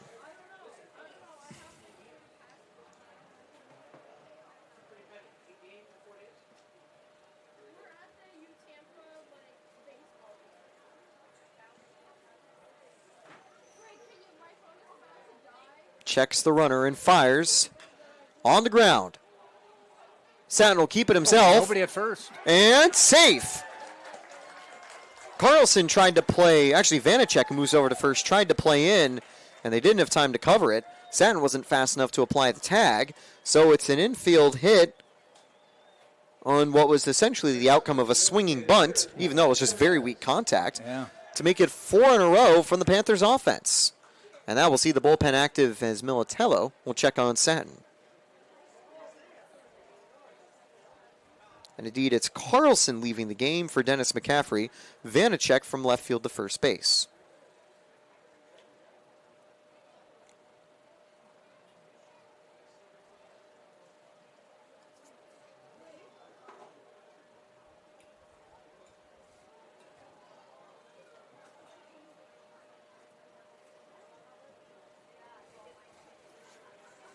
It's a little longer conversation from Sam than normal. Satin hasn't been in this situation often this year. This is the most hits he's conceded all season long. Credit to the Panthers for getting bat to ball. They've done a lot better in their third trip and second trip through the order in terms of avoiding whiffs and strikeouts. And that has put Tampa on the ropes. The question is, who do you look at for the bullpen for the Spartans? You've got plenty of players you could go with. One of the top ones could be Tobin Moran, but do you want to save him for a winning close score line? Sure. Strike one. You also have Kay Droin, Oscar Hernandez, Josiah Velasquez ready to go. Sometimes relievers can be hot and cold, but I know Coach Urs will be hoping they're hot this weekend. As that misses low, 2, 1-1. So a 1-1 count.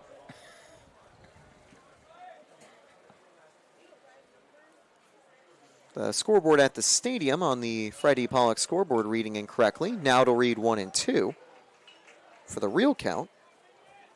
And Perez potentially in danger of going down for a second time today via strikes. Double play last time. Although in this situation, you'd rather a strikeout than a double play. Yes. On deck is Fimiano. Missing inside. Good job dodging by Perez. Though he might be privately cursing to himself about his self-preservation. He would have loved to load to the bases on a hit by pitch. Definitely. Though that might have hit the kneecap. So self-preservation may have won that one. Yeah. Do you take the pain for a free base? Full count now, missing low from Sen. On deck is Fimiano still. So from 1-2 to 3-2. Great takes out of the young catcher. Fimiano 9 walks to 12 strikeouts this season entering today. Runners will not be going most likely with one away. Chopped. Foul. Well, that seemed like a last-second swing. Very late call, but just gets to it. Tough to keep up with the Satin fastball. Yeah. Especially when you're waiting for an off-speed on a full count.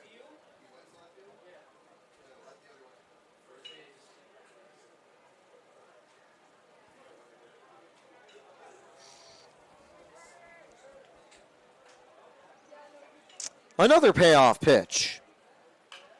On the ground, and they can get the out at first. This time, Satin has timed the toss. Runners at the corners as they both advance 90 feet. Or runners at second and third both advance 90 feet. And this time after closing in, Vanacek able to back up to first base. Two similarly hit balls. This time, Vanacek was able to realize that Satin had the play. I think Woodburn was also playing a little closer just in case that time. But obviously, still have to play at your normal depth. Now a little bit less double play depth for the Spartans. 2 outs, so you don't have to worry about any ball in the infield scoring. 1-0, missing low.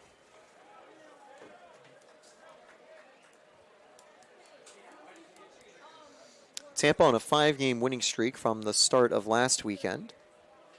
Or 2 weekends ago against Nova. 2-game losing streak for the Panthers as good framing on the corner of the plate. 1-1 count to Fimiano.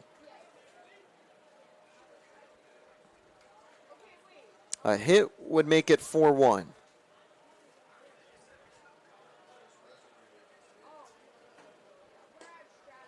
Missing away. 2-1. Yeah, this is a huge out. Like you said, it's 2-1. A hit makes it 4-1. Spartans have 4 more at-bats. This is the type of out that Satin's going to need to be able to get in terms of the pressure of postseason play. Nice. And he's going to get a big whiff right here, 2-2.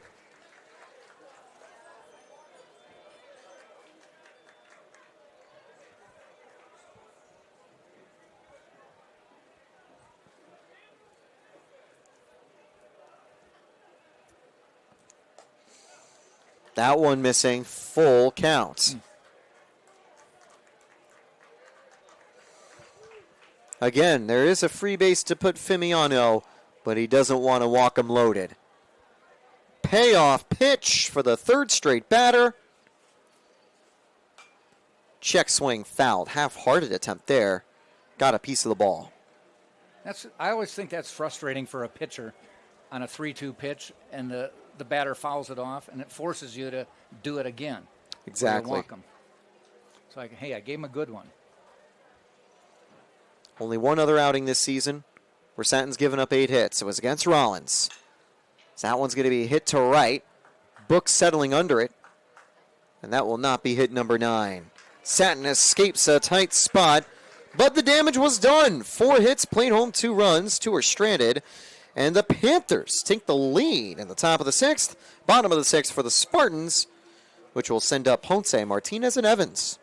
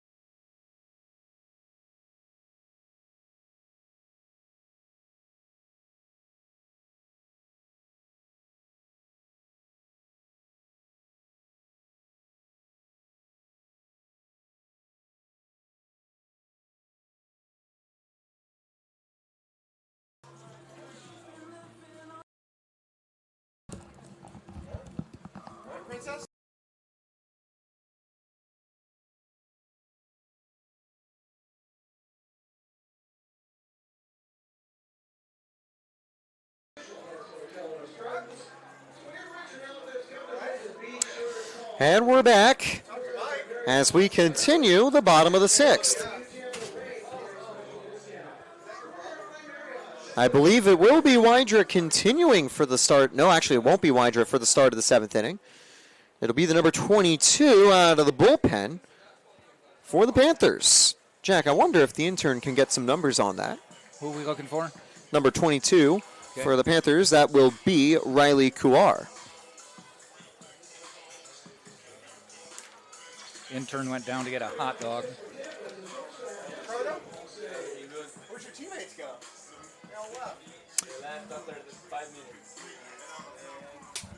Tom, tell them number 22 for Panthers. 22? Pitching? Yep. You got the new pitcher, 22? Ponce ready to go. It'll be Kuhar's first opponent today. And he's going to square up for a bunt that goes foul, 0-1. On the season, Kuhar has a 5.40 ERA and a 0-3 record.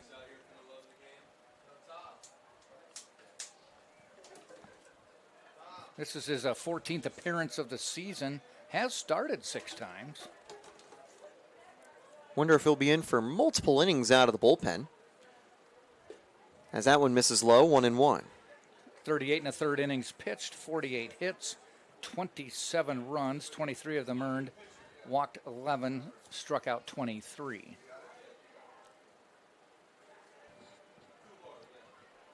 Swing and a miss, 1-2 now for Ponce. Ponce with the lone RBI for Tampa today. Since then, Spartans have only had one base runner, and that was Uruguayan getting plunked. Final line score for A.J. Wydra. He's in line for the win, which would bump him to 6-2.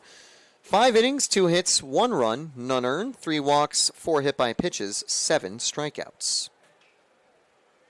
Just shy of his seasonal best.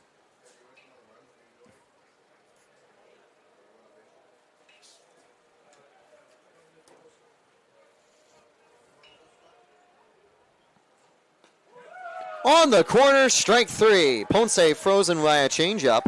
1 down to open the bottom of the 6th. And Jack Martinez continues the Spartan inning. 1 hit, 1 pop out today.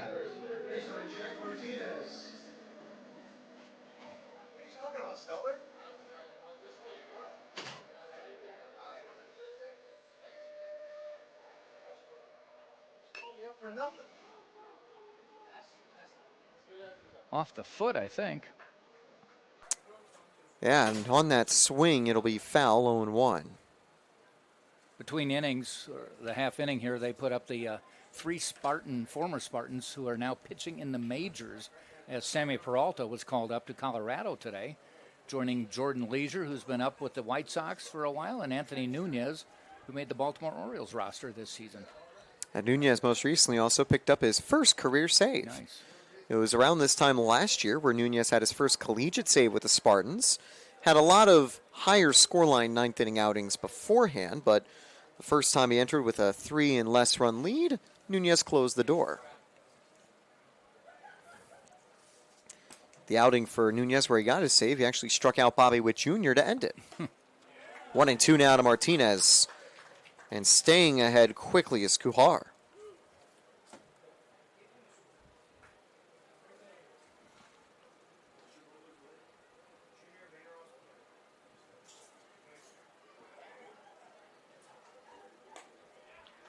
That one missing, 2-2.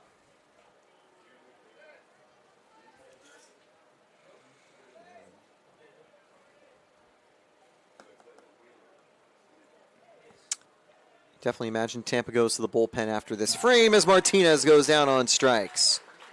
2 straight for Kuhar out of the bullpen. 2 away to bring up Jordan Evans. This is a big inning because it'll set up a move to some of the higher leverage relievers out of the bullpen. Don't know if Holzhauer is getting set for a start later this weekend. Usually a longer reliever out of the bullpen, but very electric stuff with 37 strikeouts over 39 innings. There we go. Evans to deep left field. That is gone. We're all level at the birdcage. After 2 straight strikeouts, Evans wasting no time to get Tampa back on the board.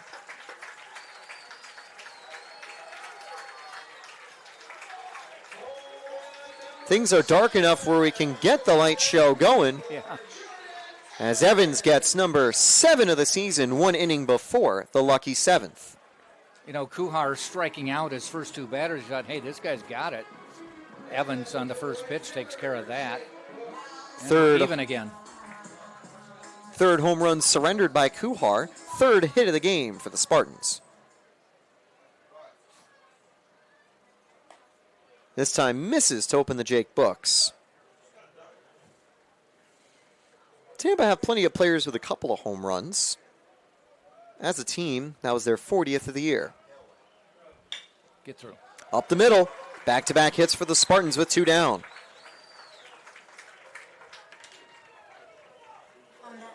And Books breaks out of going 0 for 2 with that single.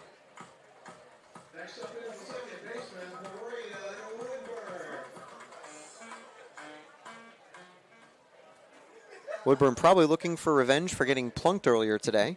Hasn't been able to in 2 tries.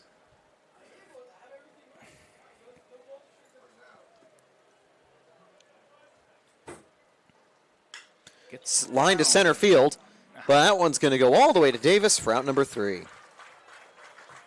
Curled a little too hard off the bat, but Jordan Evans, a huge home run on the first pitch of his showdown against Kuar, makes it a 2-2 game. On to the top of the 7th. Tampa likely ready to make a change when we come.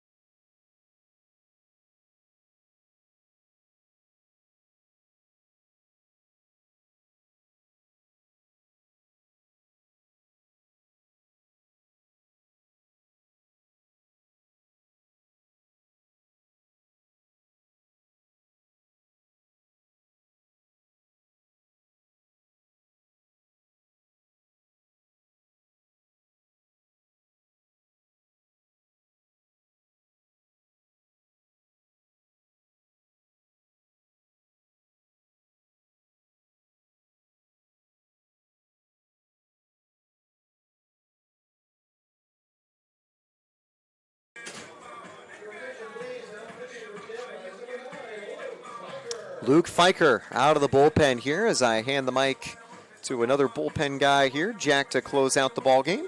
All right, putting it on my shoulders. Yep. Okay. You're going to try to get us the win. Yes, definitely. I mean, Satton's off the hook now for won't win, won't lose this one. Kind of falls on Luke Fiker, who this will be his 13th appearance of the season, all in relief. 2.11 ERA.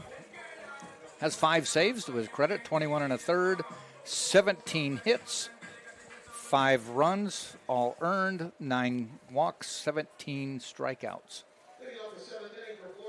No big thing for Fiker with Sammy Beer's recent injury. He's been kind of promoted to the main closer for Tampa, and he's done good in these multi-inning outings. You imagine he gets a green light till at least the 9th. Mm-hmm. As long as he keeps him in check. He's a sidearm, almost submarine style pitcher, which can be a little disconcerting for a right-handed batter. That's where a slider can be really effective from that low slot. He starts low and also steps toward the third base side of the mound. So not only is he stepping toward third base, but he's bringing its sidearm even more toward third base. So I got to think maybe it takes a pitch or two to figure out what you're looking at. Especially when you're going from a pretty hard thrower like Satin now to a finesse guy like Fiker. He gets the K.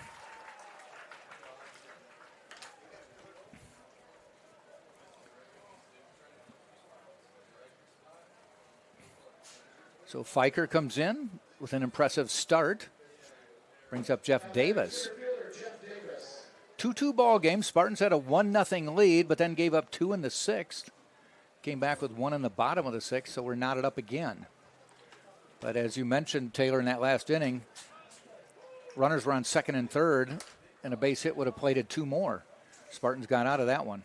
Yeah, Satin surrendered the lead, but he kept it close enough where Tampa, using a little bit of pop, finally turning around some bad luck, were able to immediately equalize and give him a no decision. Obviously, Satin would have loved the 10th win, but sure, he'll get a chance to next weekend.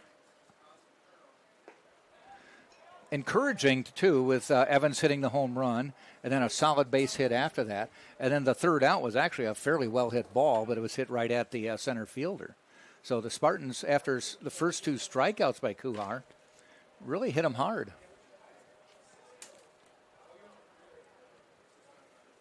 1-1. Swing and a miss. Actually, it was 0-2 at the time, and that's a strike 3. So another strikeout.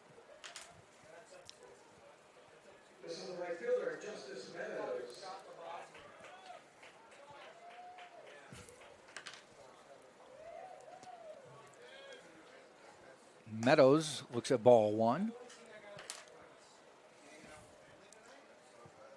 Officially sunset, and you can see no shadows anywhere.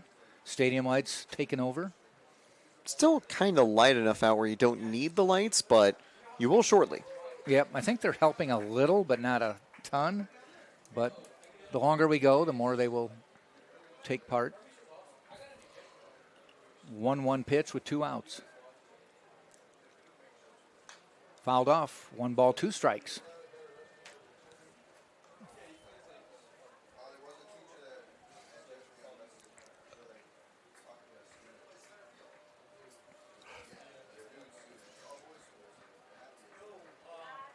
And the pitch.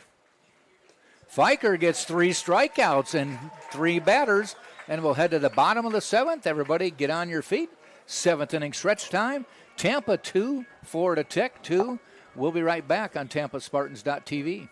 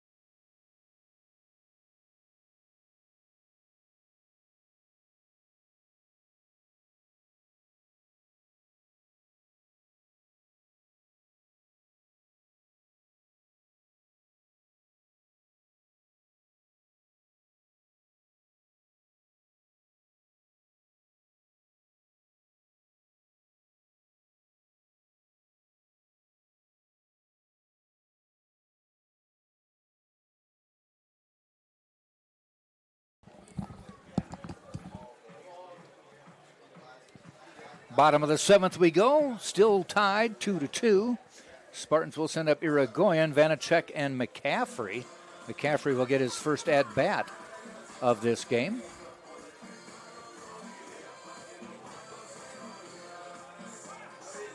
That's a big inning for the Spartans to get on the mound out of Fiker. You know, the last 2 frames, the Panthers were putting Sen in a little bit of trouble, notably getting the 2 against him in the 6th. But now, Fiker comes in, resets everything in 3 straight strikeouts. Well, I was worried because Kuhar struck out the first 2, then gave up a run. And so Fiker gets 2 straight strikeouts to start, but he tops it off with a 3rd strikeout. Kuhar gets his signals. Irigoyen at the plate for Tampa. Down the line, foul.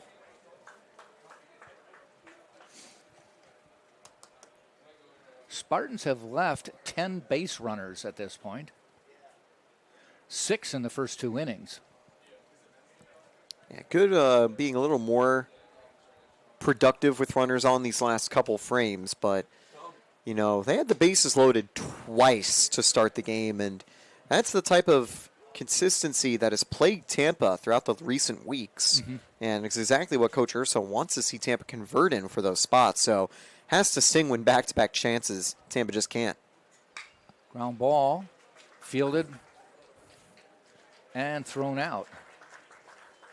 So Dominguez easily fielding it at 3rd. Tossing it to Fan, 1 down.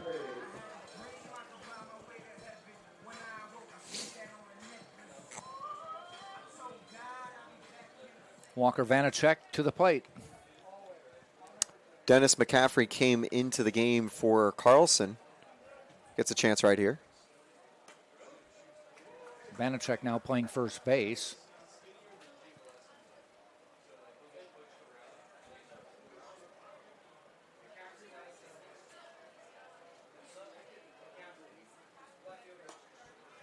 Strike call. 2 strikes.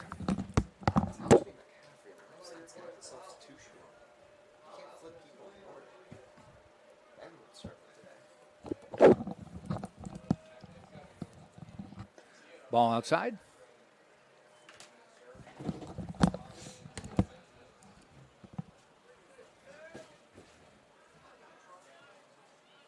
One ball, 2 strikes, 1 out. Bottom of the 7th, a 2-2 ball game. Vanacek swings and misses, and he goes down swinging. So Kuhar now has 3 strikeouts.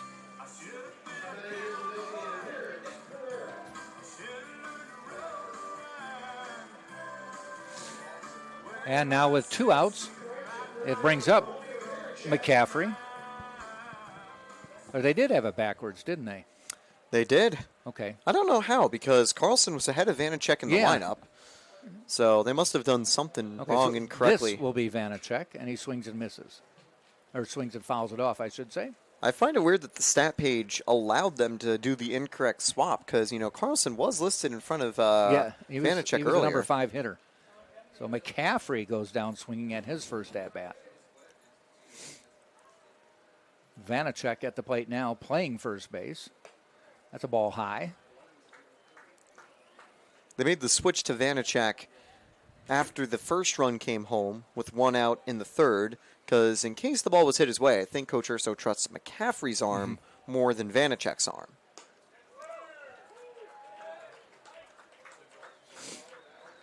One ball, 2 strikes.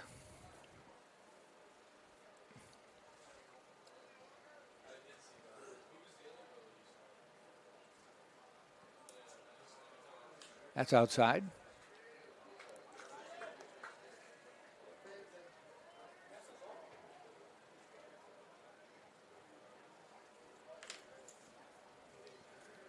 Two pitch coming up. And he calls him out. That looked outside, but he calls him out to end the inning. So we played 7 full. It is still a 2-2 ball game, so we'll take a break and be right back.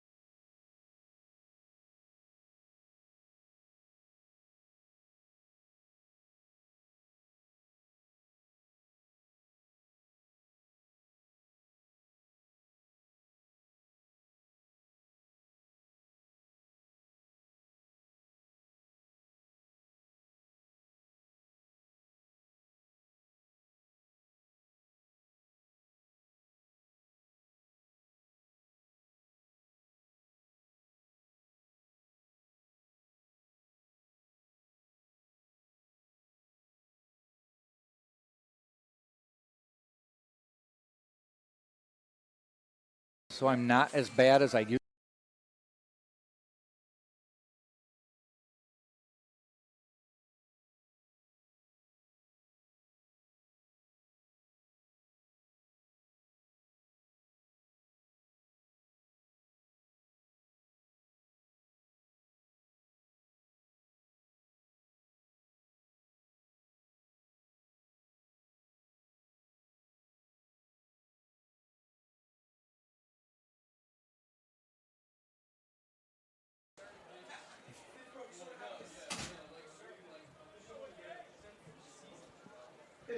We go to the 8th inning, and still this game is in the balance, 2-2.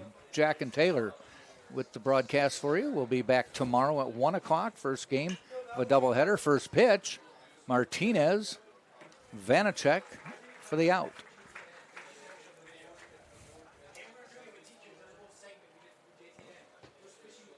So 1 pitch.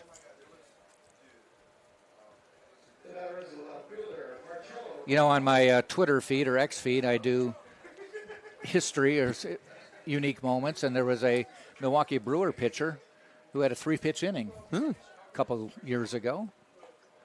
I maintain a 3-pitch inning is better than an immaculate inning, a 9-strike inning.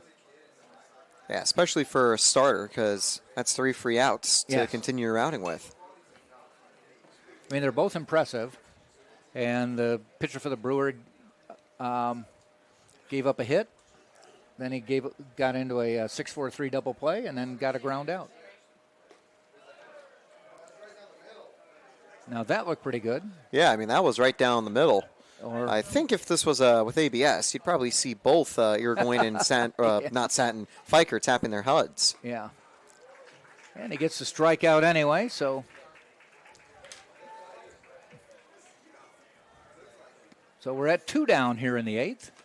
Speaking of interesting outings, covering Japanese baseball throughout the year, which I frequently do Yep. with FTF Sports, Yeah, me and my colleague Johnny Wincott each had games with pretty long out streaks. Kona Takahashi with the Seibu Lions ended his complete game win this week with 19 straight outs. wow. Last night, Anderson Espinoza had 18 straight outs to end his outing on the mound. And then Buffalo's reliever had 3 more outs to make it 21 straight outs for the Fighters offense. Wow.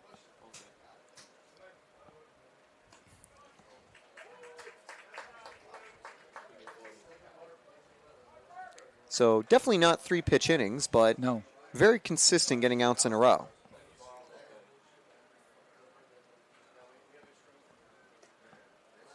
I am the king of insignificant trivia, as you know. And there was a Milwaukee Braves pitcher, so I'm in the Wayback Machine here, who recorded 27 consecutive outs. Problem is he gave up a leadoff home run. He got the win, but doesn't get the perfect game. So an imperfect game. Or a one-hitter. It was a one-hitter. Did he get the win, right? Yes. Okay, good. Yeah. And from 2 Ks to a walk. So Fiker's first blemish on his record is he'd been racking up the strikeouts. Fiker's command has kind of evened out a little closer to the strikeout rate as the season's progressed. I think those have mainly been on road trips because here at home, he's usually done a good job filling the zone. Yeah. He's now adding the season 21 to 10 on strikeouts to walks. Okay. But again, that is the 2-to-1 ratio you Yeah, always it is. talk about. Yeah.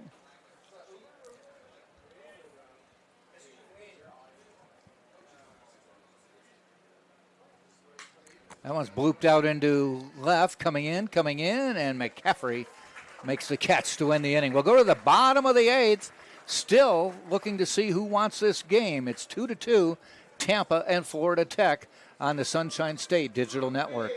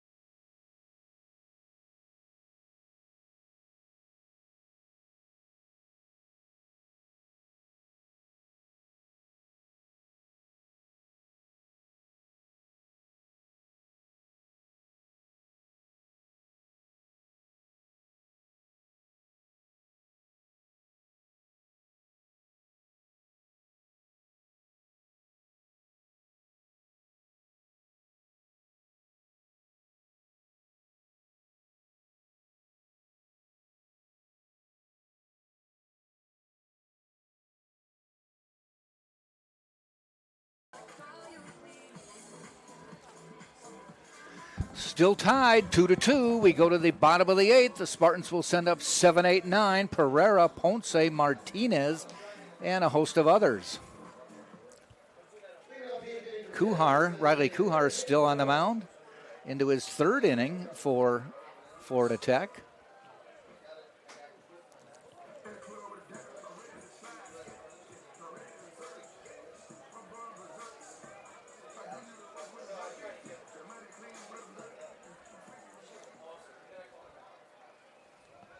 Pereira waits on the day. He's flown out, struck out, and reached on a ball that was dropped back in the third inning. That was productive because Tampa would then score, not on the next batter, but on the next pitch. Well, yes, on the next batter, but yes. more importantly, the very next one to Ponce. They made him pay quickly.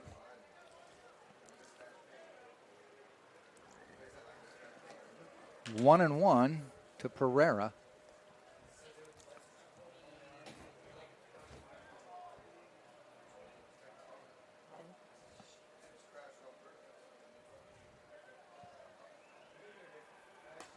That one misses outside. 2-1.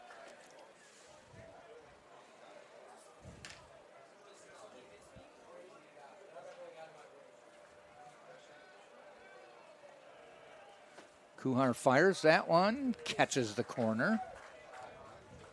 2-2.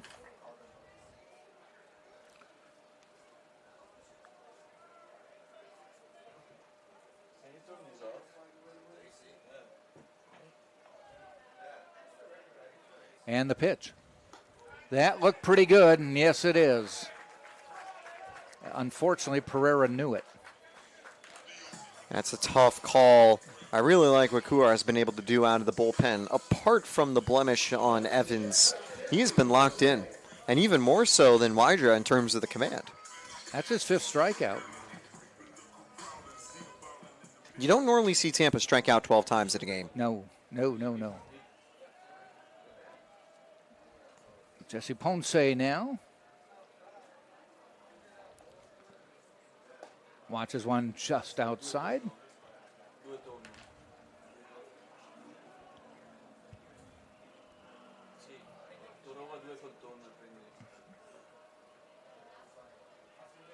Kuhar fires. That one's way outside. 2-0.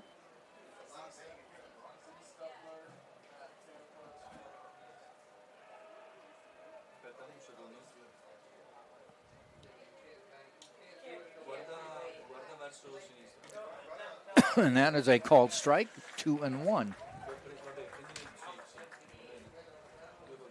There's just one hit since Ponce's last hit back in the third. It was the tying home run from Evans.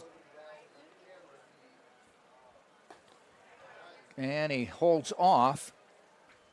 And it's now 3-1. Feels like a couple of these calls should be flipped. There have been one or two balls that I think missed. I think that one was a good strike. That looked good. Yeah, that's why I delayed. And that's fouled off. So it's a full count to Ponce. Martinez on deck waiting. Hoping he'll have a base runner to think about.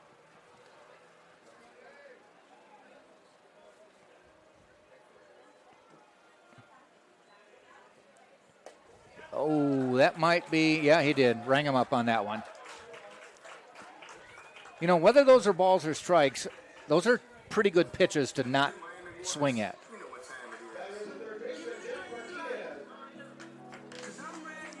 Definitely interesting to see Kuhar getting 4 strikeouts looking out of the bullpen.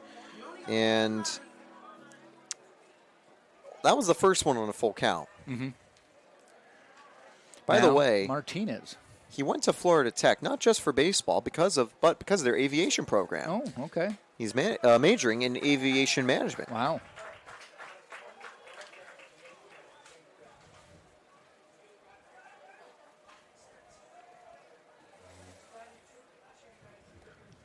Strike one to Martinez. And that one just misses.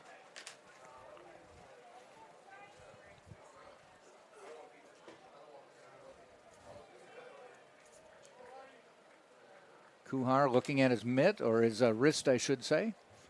1-1. Strike two.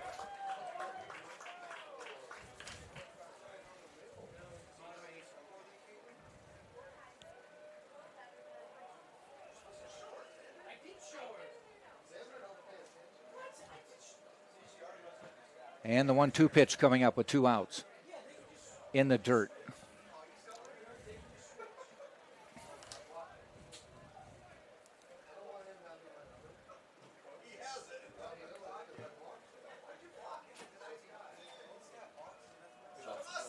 guys, how are you? Kuhar, ground ball, foul. The gentleman over here some sushi. He didn't order. So stays 2-2. Bye, guys. Have a good night.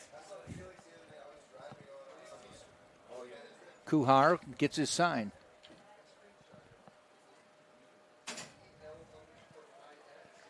And the 2-2 pitch. Fouled off.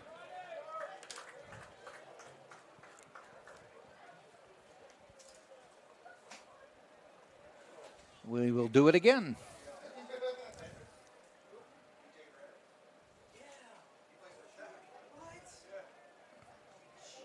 The pitch. Ground ball, foul by inches. That's a good throw, though, Yeah. finishing up the play. They'd have had him.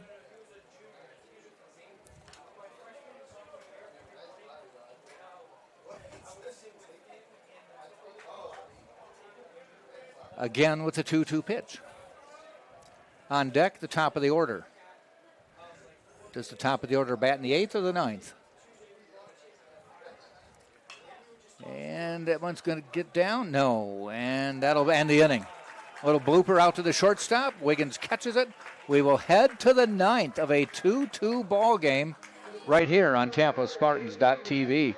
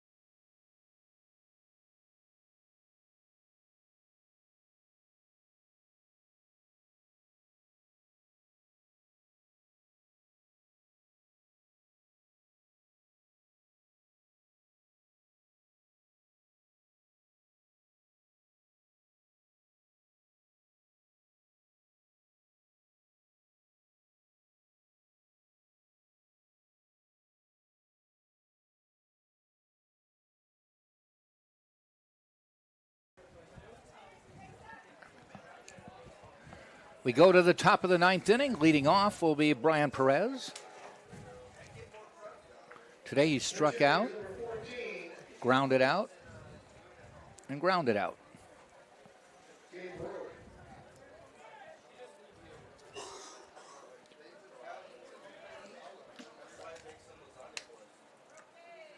So it looks like maybe a pinch hitter.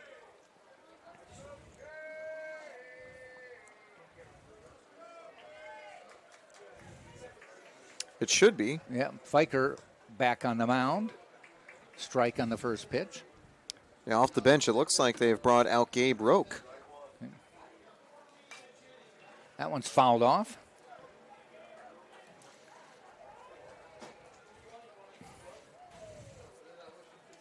I can get Roque's numbers as we continue. Sure.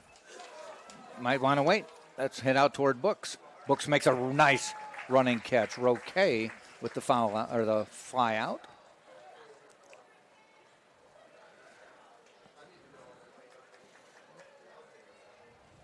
And I'll bring up Fimiano to the plate.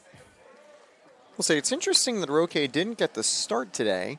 They really were running heavy platoon righties against Satin, but Roque had 7 home runs on the year. One of 2 players for the Panthers to have more than 3 on the season. Pfeiffer, that one's tapped foul. 1 ball, 1 strike. We are in the 9th of a 2-2 ball game. Tampa's just 4 hits on the day.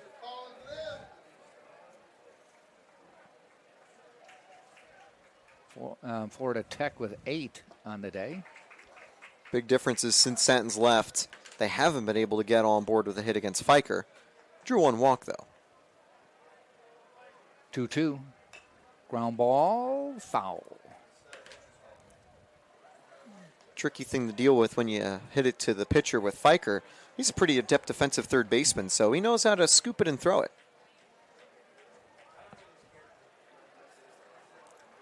And the pitch.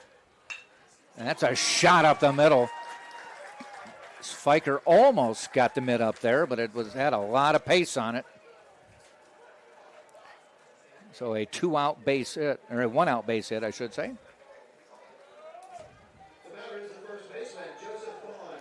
Brings up Fond to the plate. He's 0 for 3 today, a couple fly outs and a strikeout.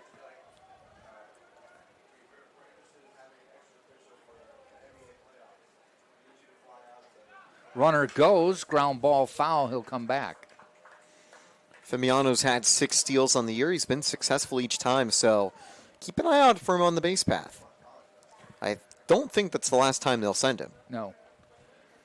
Well, not a bad move. 1 out, get him in scoring position in a 2-2 game in the 9th.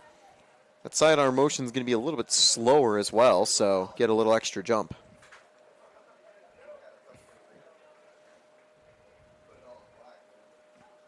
Does not run there, but has a base hit. He's not going to try to turn the corner and go to third, but back-to-back base hits put runners at first and second with just 1 out. I think Fiker's got to hit that same spot again. He's got 2 ground outs that usually are fieldable. Yep. If he's able to force another one out of Davis, I think this time it would be in range. And, you know, with that sidearm motion, that ground ball profile, it spells double play opportunity more often than not. Fouled off. Yeah, the solid hits as they just were hit where the Spartans weren't playing. Story of the day, honestly, for the Panthers offense.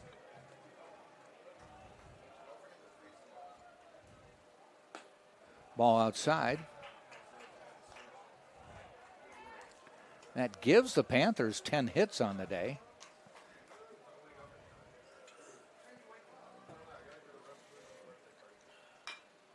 There's a tapper. Fiker fields. He's going to have to get 1.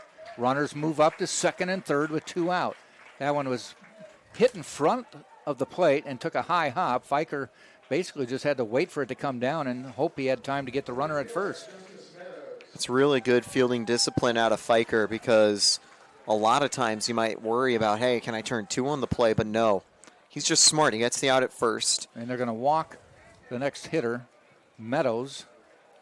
Put him on first to load the bases. Good move because it sets up a force at any base, including the plate. And Sam's going to try to talk things over. Could be a chat for the whole defense, not just Fiker. Sure. But I think that is going to be big because with how many ground balls there have been as of late, it could be tough to get the out at first. It might be easier if it goes right to the mound, get the out at home. So Sam Militello with another mound visit. Connor Wiggins coming to the plate. Big situation here because there are 2 outs and the bases loaded for Florida Tech in a 2-2 baseball game. Wiggins talking to his third base coach. Got some words of wisdom. This is a big moment. A hit would probably bring home both for the Panthers. Yeah. And you feel like it could put the game out of reach. I think it might be Holzhauer getting ready out of the bullpen. He's had 5 saves on the year. But again, with how he's done with his starts, he might be part of the rotation this late in the season. So definitely have to wait and see. So Wiggins to the plate, struck out, lined out. Had a RBI single and a ground out. And the first pitch is a strike call. More lively atmosphere here with the bases loaded now, too. Strike 2 call. So Wiggins looked at them both. This is his first time against Fiker, I believe. Might be just getting used to the pitch. Oh. We've seen that close call. That time the right call of a ball being made, but that out of the zone's been 50-50. and that's blooped down the line. It is foul. Not by much. You could hear a few people gasping when that one was hit. Yeah, because especially if it's poked the other way, that's where it's really dangerous. Yeah. Could have even scored all three, would certainly have brought home both Fimiano and Fan. 1-2 pitch. Swing and a miss will go to the bottom of the ninth of a 2-2 baseball game. Fiker picking up the strikeout. That is his fifth of the day. And the Spartans will come to the plate. See if they can win it. We'll be right back on TampaSpartans.tv.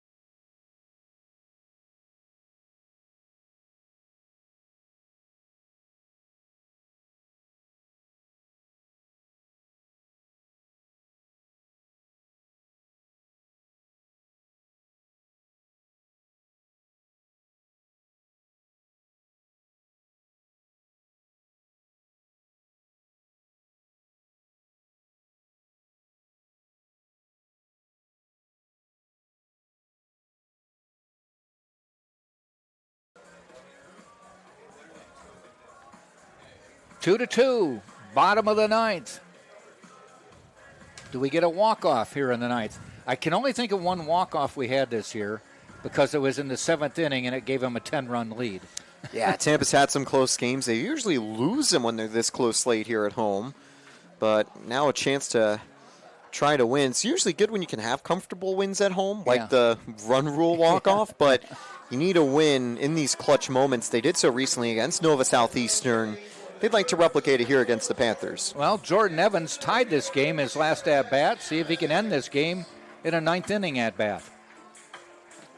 Top of the order, Evans, Books, I should say, and Woodburn.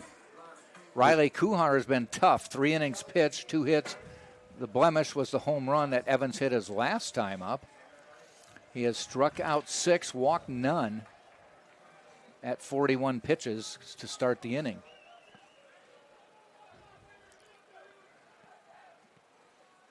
Foul back. He's got a 6'6 frame, definitely a tough release point to get a hold of. But you got to really give credit. The Panthers pitchers have been very solid today, and Kuhar has been as effective as Wydra without all the walks and hit by pitches. 1-1. Up the middle, base hit. The Spartans have the winning run on base.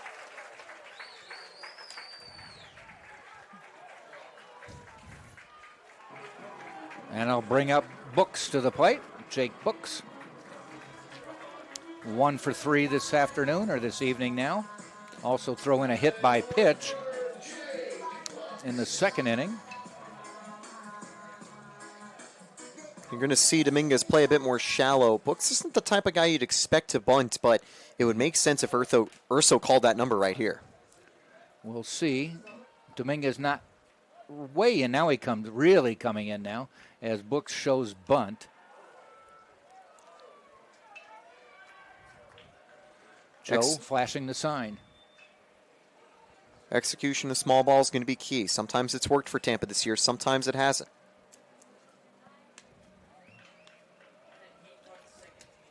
Pulls it back. It's a ball. Now, this would be a tough bunt for a lefty, but if you could get it down first base, you could almost run forever. Because Dominguez is charging from third. Here he gets it down. There's a bunt right back to the pitcher, but they have to go to first, and the move advances the runner to scoring position. Now a Braden Woodburn hit could send the fans home happy. Hey, more Irigoyen a chance to do it. And you also get the feeling that if Evans advances just a little bit further, that you'd see the bases get loaded for force outs across the diamond. Definitely. They're They're going to walk Woodburn. I like the call here. You open up a double play opportunity. Yeah. It doesn't matter what Woodburn does. If Tampa scores a run on a home run, it ends the game no matter what. So Yeah. might as well give your defense more options with the extra base runner.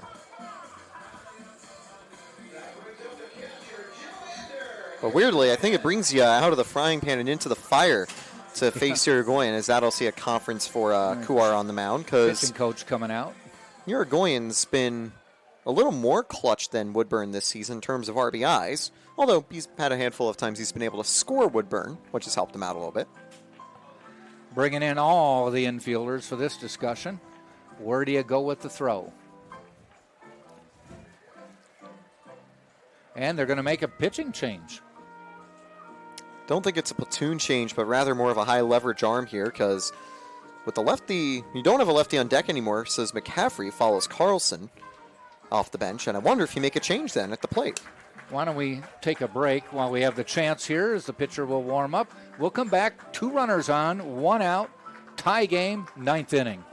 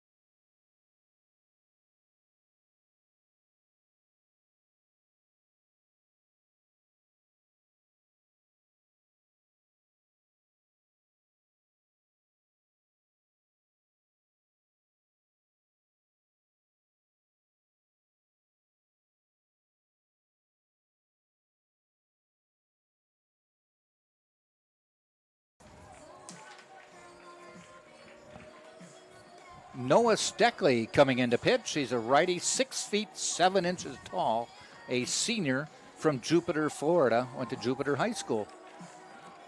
Yeah, Steckley is all about stuff. You know, he carries that big frame. He has struck out 27 over 16 innings, Wow. but he's also walked 18. Okay. So I think they're going all in on the strikeout to walks with Steckley coming in right here. And talked about hit by pitches. He's also plunked 3 this season. Does he have any wild pitches? 7. I was going to say, because the last throw he made, the catcher had to jump up. Fimiano had to jump up and try to get it. I don't envy the senior catcher having to make those defensive stops once he gets started. Yeah, he might have to be more of a goalie than a catcher. So Steckley on the mound. Spartans have Evans at second, Woodburn at first, Irigoyen at the plate, 1 out, 2-2 game, bottom of the 9th, first pitch. And it's a ball. It must have been just a tad bit low, because that looked good. 1 ball, no strikes.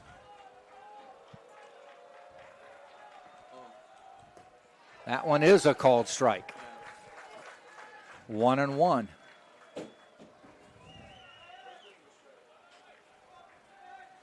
Steckley checks the wristband. Still looking. Down to 4 seconds on the pitch clock. 3, 2, 1. Did he step off? All right, he came close. Don't know if they were signaling the pitch clock violation. Might have gone in the nick of time. Yeah, he's ready to pitch. The pitch to Irigoyen. That gets down. It's a ball game. No, he dropped the ball. And that's going to win it for the Spartans. Marcello dropped the ball. And the Spartans with a walk-off win on an error.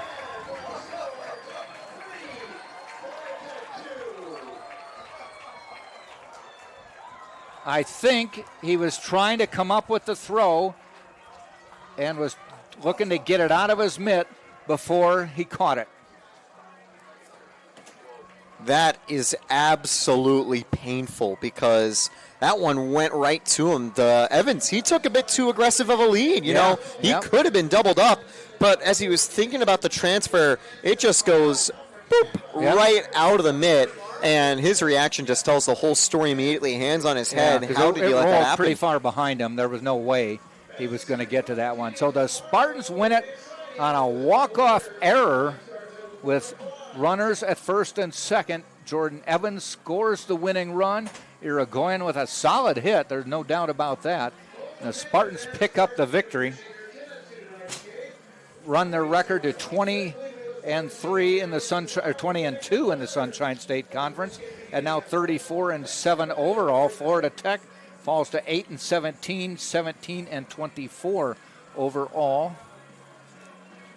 Line score on the day: Spartans 3 runs, 5 hits, no errors. They left 10. Florida Tech 2 runs, 10 hits, 2 errors. They left 9. So Taylor, we'll do it again tomorrow. Any final thoughts? Yeah, you got to feel for Steckley. Yeah. No hits allowed, no walks allowed out of the bullpen. And there's his 3rd loss of the season, giving up the winning error. Yeah. On a catchable ball that just spun out of the mitt of the left fielder. Spartans win it. 3-2 is the final. We will be back tomorrow. First pitch, 1 o'clock. And it's a doubleheader day, 1 o'clock and 4 o'clock. So thanks for joining.